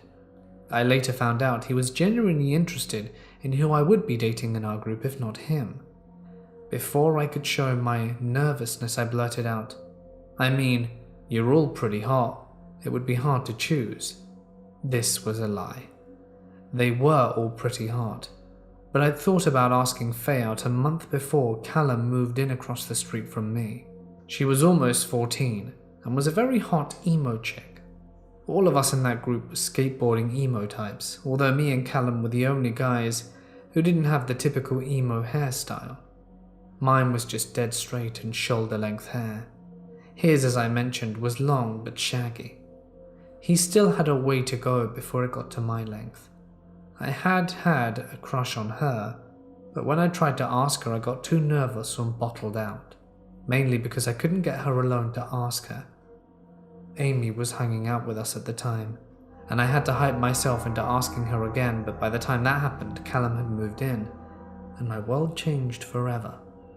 Everyone groaned at my answer, even Callum, who made a joke about me wanting to date all of the girls in the group and being a man whore. I can't remember what he said exactly, but I know he put an arm around my shoulder and pulled me close so he could screw up my hair. "You know," Lexi said, "you and Callum would make a cute couple," and then added, "We could use a gay couple to bring some sassiness to the group." Callum sheepishly laughed and said, "Yeah, good one," before gently pushing me back to how I was sitting before he grabbed me. I stoked the fire and stood up. I needed to pee, so I walked away from the fire to the crest of the hilltop. I didn't go far in total darkness. I stood close enough to the fire, and they could still see me, but far enough away to have privacy. I started staring at the hill as I relieved myself, when I noticed something I had seen earlier. A circular orange-red glow from the lighted tip of a cigarette. My urine flow stopped mid-pee. The man from the street lamp was back.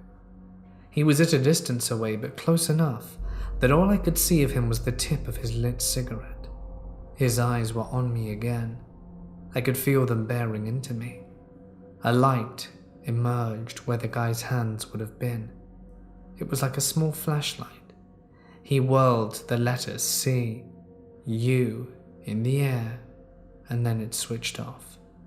The cigarette fell to the floor and I could just about hear the sound of him making his way through the tall, knee-height meadow grass as he walked away down the other side of the hill. Once he was gone, I carried on my business. From behind me, I heard Joey call out to stop touching myself, which of course made everyone laugh, even me, although it was nervous laughter. I returned to the circle around the fire, not knowing whether I should warn the others or not. I looked at Callum's side on. I just took him in for a moment. His button nose, his eyes, his noticeable but not too prominent cheekbones. He had a pretty face for a boy, although it was clear he would grow up to be a handsome and chiseled young man. He seemed to be relaxed and happy, so I decided not to ruin it and keep what I saw to myself, a decision I would later come to regret. We carried on talking for a while. After 2 of the 4 bottles of wine had been drunk, someone, I can't remember who, suggested that we roll down the hill in the dark. Everyone has rolled down a hill as a kid, and for some reason in everyone's tipsy state, doing it in the dark was an amusing prospect. Joey decided to stay at the fire to keep an eye on it, letting the rest of us roll down the hill. Callum had never consumed alcohol to this level before, and was a lightweight. It had gone to his head a bit too quickly. He wasn't massively drunk, but he couldn't quite walk without staggering a little, and he didn't want to roll alone. So he grabbed a hold of me, pushed me down to the ground, straddled me, and we rolled down the hill. It was a weird moment for me. I knew the creepy cigarette guy was out there, but in the arms of the boy I loved, so there was a sense of joy there too. When we got to the bottom of the hill and stopped rolling, he didn't get up right away. He kissed me. I kissed him back, but before we could make out or anything, we heard heavy footsteps behind us, moving amongst the grass. We both shot up and ran up the hill, neither of us saying anything to each other. The 3rd bottle of wine came out and passed between us all again. This time I took my one and only sip for the night. Callum took a few gulps. I leaned in and told him not to drink any more because he wouldn't be able to hold his drink. He nodded and stopped. As it turned out, my warning about him drinking came too late. He was swaying and staggering hard as he walked when we left later. I kept my eyes peeled for Cigarette Guy, but cannot recall seeing him again while we were there. The clouds in the sky hadn't cleared, and the meteors should have been flying over us. It was 11:30, and we decided it was too cold and we were all too tired, and that it was best that we went home. We put the fire out, switched the flashlights on, and walked along the path that we had used to get to the hilltop, back to the road. For some reason, as we stepped onto the sidewalk, Callum decides that he wants to go to our estate's local store, which was open until midnight on Friday and Saturday nights. He wanted to grab something to eat. I tried to get the others to come with us, but they wouldn't. I have no idea why. It was known in the group that me and Callum were close, but I always assumed that the others didn't know how close. I could have been wrong. But even today, I still think that Lex had a suspicion about mine and Callum's relationship. I thought it back then too. She just seemed to drop hints here and there that she knew what we were keeping to ourselves. This was reinforced to me that night as her parting words for us were, "Boys have fun, just play safe," which made us laugh, of course. To get to the local store from where we were, we left the group and we had to walk down a hill that was normally full of traffic during the day, but at this time of night it was as quiet as a back-end country road. We walked slowly on the sidewalk, my arm around Callum's waist. I was holding him up, and we were alone now, and he would have staggered into the road otherwise. When we reached the bottom of the hill, he had to stop. He said his head was spinning. He leant forward into the road, his hands clasped around his knees, and began to retch and throw up. "I told you wouldn't be able to handle your liquor," I said. He half turned and flipped the bird at me. I laughed. I looked up at the top of the hill to see if anyone was there, and there wasn't. Callum threw up once more and stood up, wiping his mouth with his sleeve. I was looking up at the top of the hill when he grabbed my arm and started pulling me along the sidewalk. "What's up?" I asked him. "Look behind you," he said. It was the creepy cigarette guy from earlier. He was stood under two large oak trees that stood at the entrance to the small side street that had about 8 houses on it across the road, where Callum had thrown up. The field where the fire was, right next to this little street. "Hey boys," the man said, in an accent that gave away where he was from. I grabbed a hold of Callum, picking him up practically, and started running. As I said earlier, he was shorter than me and a lot lighter in weight. I had to put him down as we reached the store though. He got heavy after a short time, but we kept on running. We didn't have to run before we reached our housing estate. We had to pass the estate next to ours, and then we would be at the end of the road leading into the one that our streets belonged to. We kept darting, looking over our shoulders behind us, and the cigarette guy was jogging after us at a leisurely pace, as if to keep a safe distance, almost like he was toying with us. Once we reached the road that led onto the estate, Callum started freaking out. He wasn't hysterical, but had tears running down his face. "I'm scared," he told me. I always thought I would be a cool-headed and cocky type of person in these situations, but I wasn't, and I had to admit that I was scared too. I'd never been so scared, nor have I been. "Me too," I replied. We reached the turn into our streets, and like idiots, we stopped to catch our breath. I think Callum wanted to stop crying before we went to his house. I was staying there that night. We had become friends the day he moved in, and it was like my second home. Sometimes I spent more time there than at my house with my mum and 2 sisters. I was over there so much, I even had my own toothbrush, bath towel, and 2 changes of clothes. I hugged Callum to try and keep him calm. There was no one around, and frankly at that point I didn't care if anyone found us hugging. I was just glad to be alive and away from cigarette guy. I looked down to the entrance to our estate, and the cigarette guy was there again. So we ran across the grass verge that went along the top of our street and down to Callum's house. The house was all in darkness. His mum has not stayed up with us. We knew this was a possibility, but we hadn't expected it. Callum was struggling to get his keys from the pocket of his skinny jeans. That's a bit of a horror movie cliche, I know, but it's the truth. I looked up to the entrance of our street and he was there. Cigarette guy was just standing there. It was so cold, you could see the breath steaming from his mouth. I shook Callum and told him to look. The guy raised a hand and waved a slow camp wave with his finger. Callum looked at the keys and found the right one, opened the front door as quietly as possible, and we crept inside, locked it behind us, and went upstairs. We went to the bathroom to relieve ourselves and brush our teeth. Callum cleaned himself up a little bit. He had a bit of puke on his chin.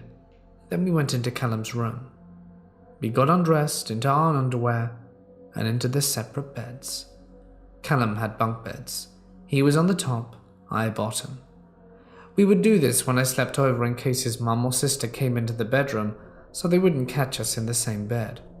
After they had been in bed for an hour though, I would climb up the ladder and get into bed with Callum. We spent the next 20 minutes talking about Cigarette Guy and what he could have wanted from us. I couldn't think of a single reason he would have for wanting to talk to 2 13-year-old boys in a small coastal town in that area of the UK. Using kids as drug runners is as rare as unicorns, so non-existent. "I don't want to be by myself, babe," Callum said. I climbed down the ladder and got into bed with him. We talked for a while longer and tried to take our minds off creepy Cigarette Guy. At around 6:30, Callum woke me up, shaking me violently. I looked at him as if to say, "What the hell?" but he wasn't looking at me. He was pointing at his bedroom window. He looked terrified. I looked to where he was pointing, but the blind was down, And on top of that, the curtains were drawn too, so I was confused. You couldn't see anything on the outside. "Listen," he whispered to me. There was a slow but soft, methodical knocking on the windows. It was soft enough to not wake up the whole house, but loud enough for us to hear. Callum's window was directly above the front door, and below the window was a porch with a roof-like shelter. His mum had put a strong trellis for a creeper plant to grow on each side. The trellis was strong enough to support the weight of a fully grown man, if he were to climb it. Callum wanted to call the police, but I said no. I was getting foolish now. I thought I could deal with this. I stood up and walked over to the window. I went to one side and peeked around the blind. I could see the creepy cigarette guy out there on the roof of the shelter. He looked at me through the gap in the blind and waved that girly wave again. He then plastered a piece of paper through the glass of the window, folded up, and placed it under a stone on the outside windowsill. He put a finger across his neck like a knife cutting someone's throat, climbed back down from the shelter, and I pulled up the blinds and watched him walk away up the street into the darkness of the early morning. Once he was gone, I opened the window and grabbed the piece of paper. I unfolded it, and there was a message scrawled in terrible handwriting which read, "Watch your backs, you little craps. I know where you live." I showed the note to Callum. He begged me to tell his mum and call the police, and I told him we needed to relax and think about how to proceed very carefully. It could be a mistake, I told him. He may have mistaken us for someone else who didn't pay him or something like that. Really? Somehow I highly doubt it. Who would mistake us for the Cray twins? Callum said. Honestly, he did have a sassy side that would come out in intense situations. We folded up the letter and hid it under the black rug Callum had on the floor. I went to the bathroom to wash my hands and then came back to bed. We slept through until 10 a.m. and decided not to tell anyone. We wanted to see if the guy would show up again, and we agreed that if he didn't, then we'd have nothing to say. We never saw him again. We asked Jake, the pot dealer who his friend in the baseball cap and tracksuit was, and Jake said he didn't know anyone dressed like that, or anyone from Liverpool. After that, we said nothing more to no one. Callum and I stayed together for another 1.5 years before we decided to mutually end things. We both had met other people we liked. I have now married the girl I dated after me and Callum split, and we have a child together, and I'm working as an English teacher at high school level. Callum went on to date another guy for 3 years. As far as I know, he is now settled down with a woman he met while backpacking around Spain. I'll always remember what happened that night. I haven't thought about it consciously for years, except for yesterday, as I was standing at the gates of high school, the one I teach at. Me, along with 3 other staff members, have to supervise the kids as they leave school to get onto school buses and into their parents' cars, etc. As I stood at the gates doing this, I saw a man in a dark full-body tracksuit wearing a baseball cap smoking a cigarette, and the memory of the whole night came flooding back in detail. I wrote it down to share this experience with others anonymously.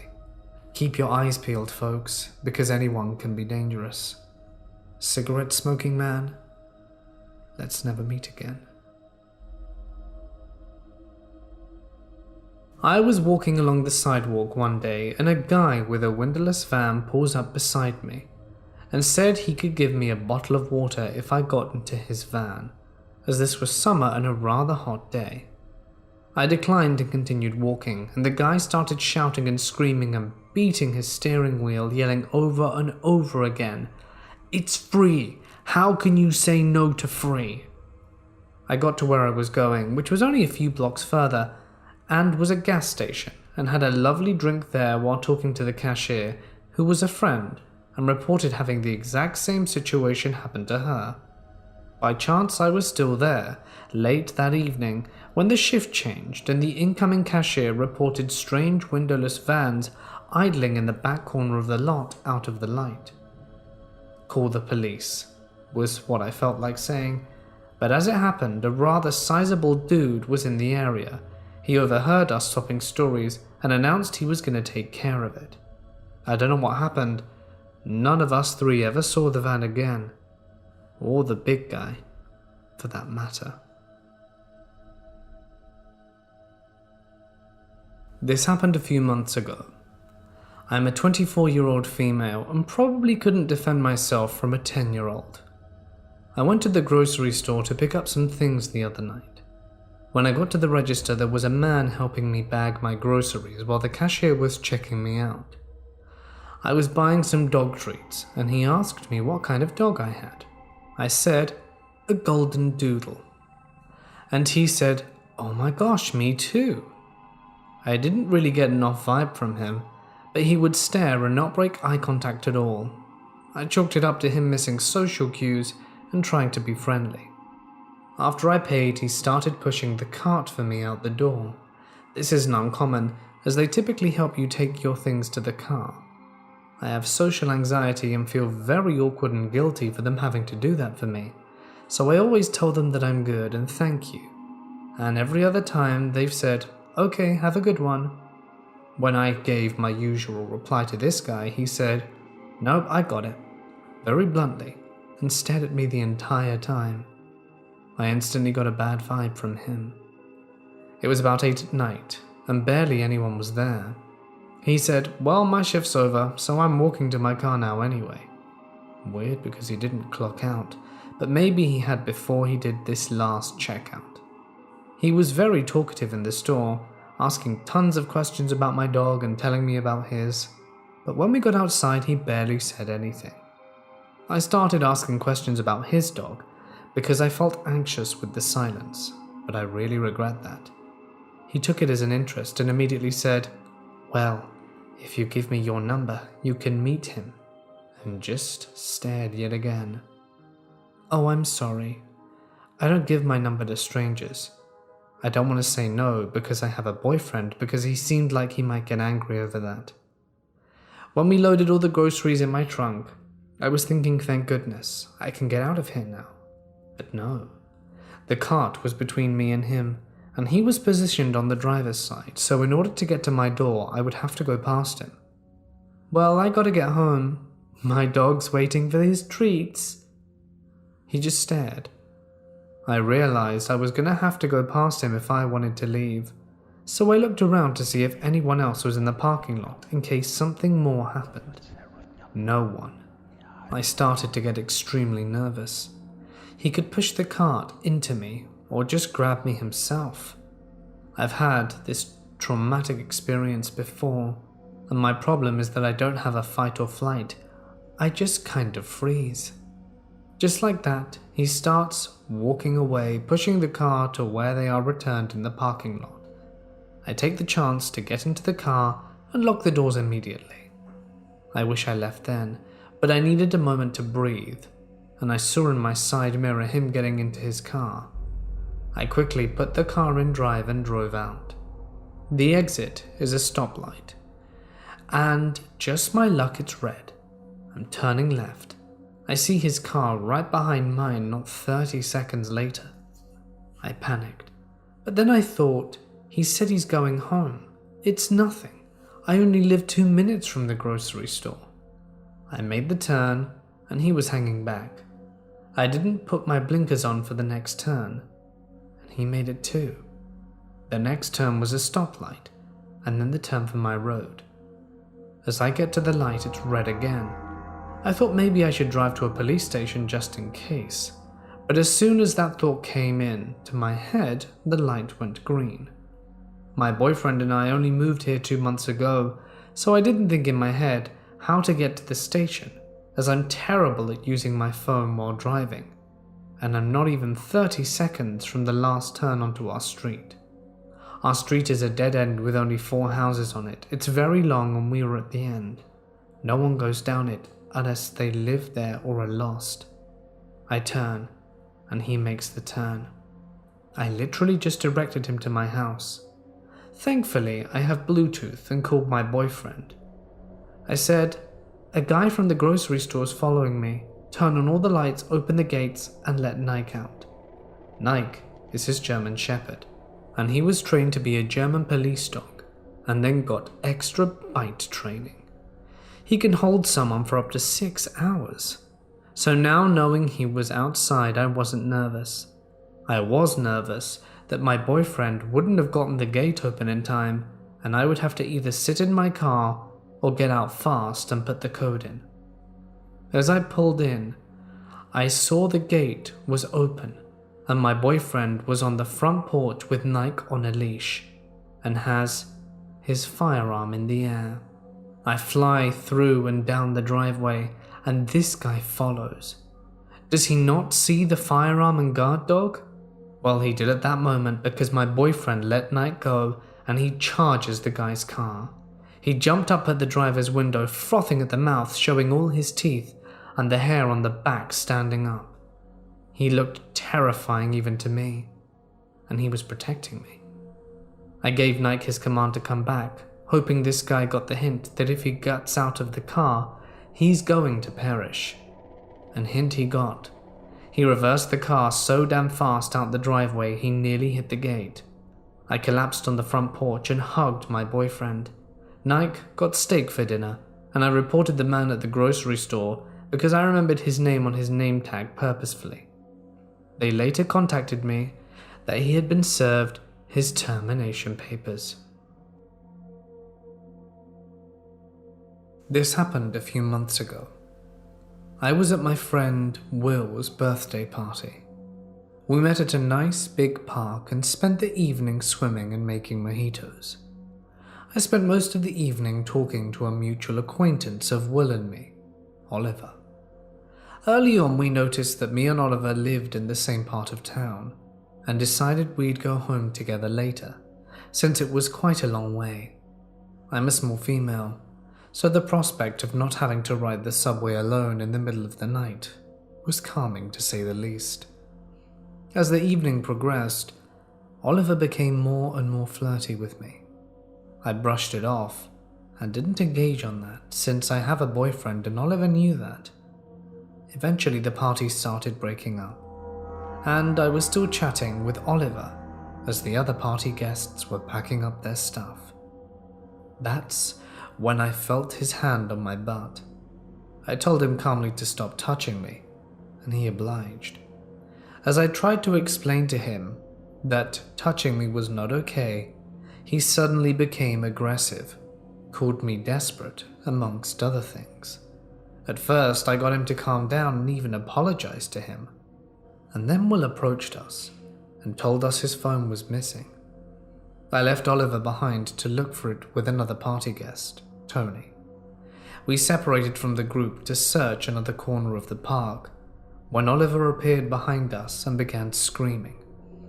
He started to push Tony as he accused us of betraying Will and leaving Will behind, and that we stole his phone. He turned to me, insulting me in the worst way while only inches from my face. Tony managed to get him away from me, and he eventually ran off. I broke down crying, since I fully expected him to hit me. Tony managed to get me to calm down, and we rejoined the group. When we did, we found Oliver with them, cursing and running berserk. Will's girlfriend, Rachel, was crying, and as I pulled her away, she told me that Oliver struck her in the face. While Oliver ran through the park screaming and swearing at us, we gathered the group and left. As we did, Will, completely drunk at this point, insisting on returning to the park to find his phone. So he, Tony, and me went back in and used Rachel's phone to try and track his. I knew it was idiotic and dangerous, but Will wouldn't listen, and I didn't want to leave my friend alone. I always carry a small blade in my backpack, and this was the first time I took it out with me. I'd never been so scared. We followed Rachel's phone as it led us to the bench, and who did we find? Oliver, slumped over the bench asleep. After checking if he was okay, Will reached into his pocket and pulled out his phone. Oliver had it the whole time and had accused us of stealing it and scared us to death when he was the thief. After waking him up and telling him to go home, we left. I ended up crashing at Will's place.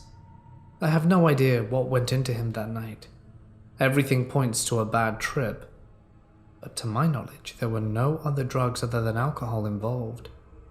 I'm still nervous to see Oliver since we live in the same neighborhood, but I'd rather not meet him again.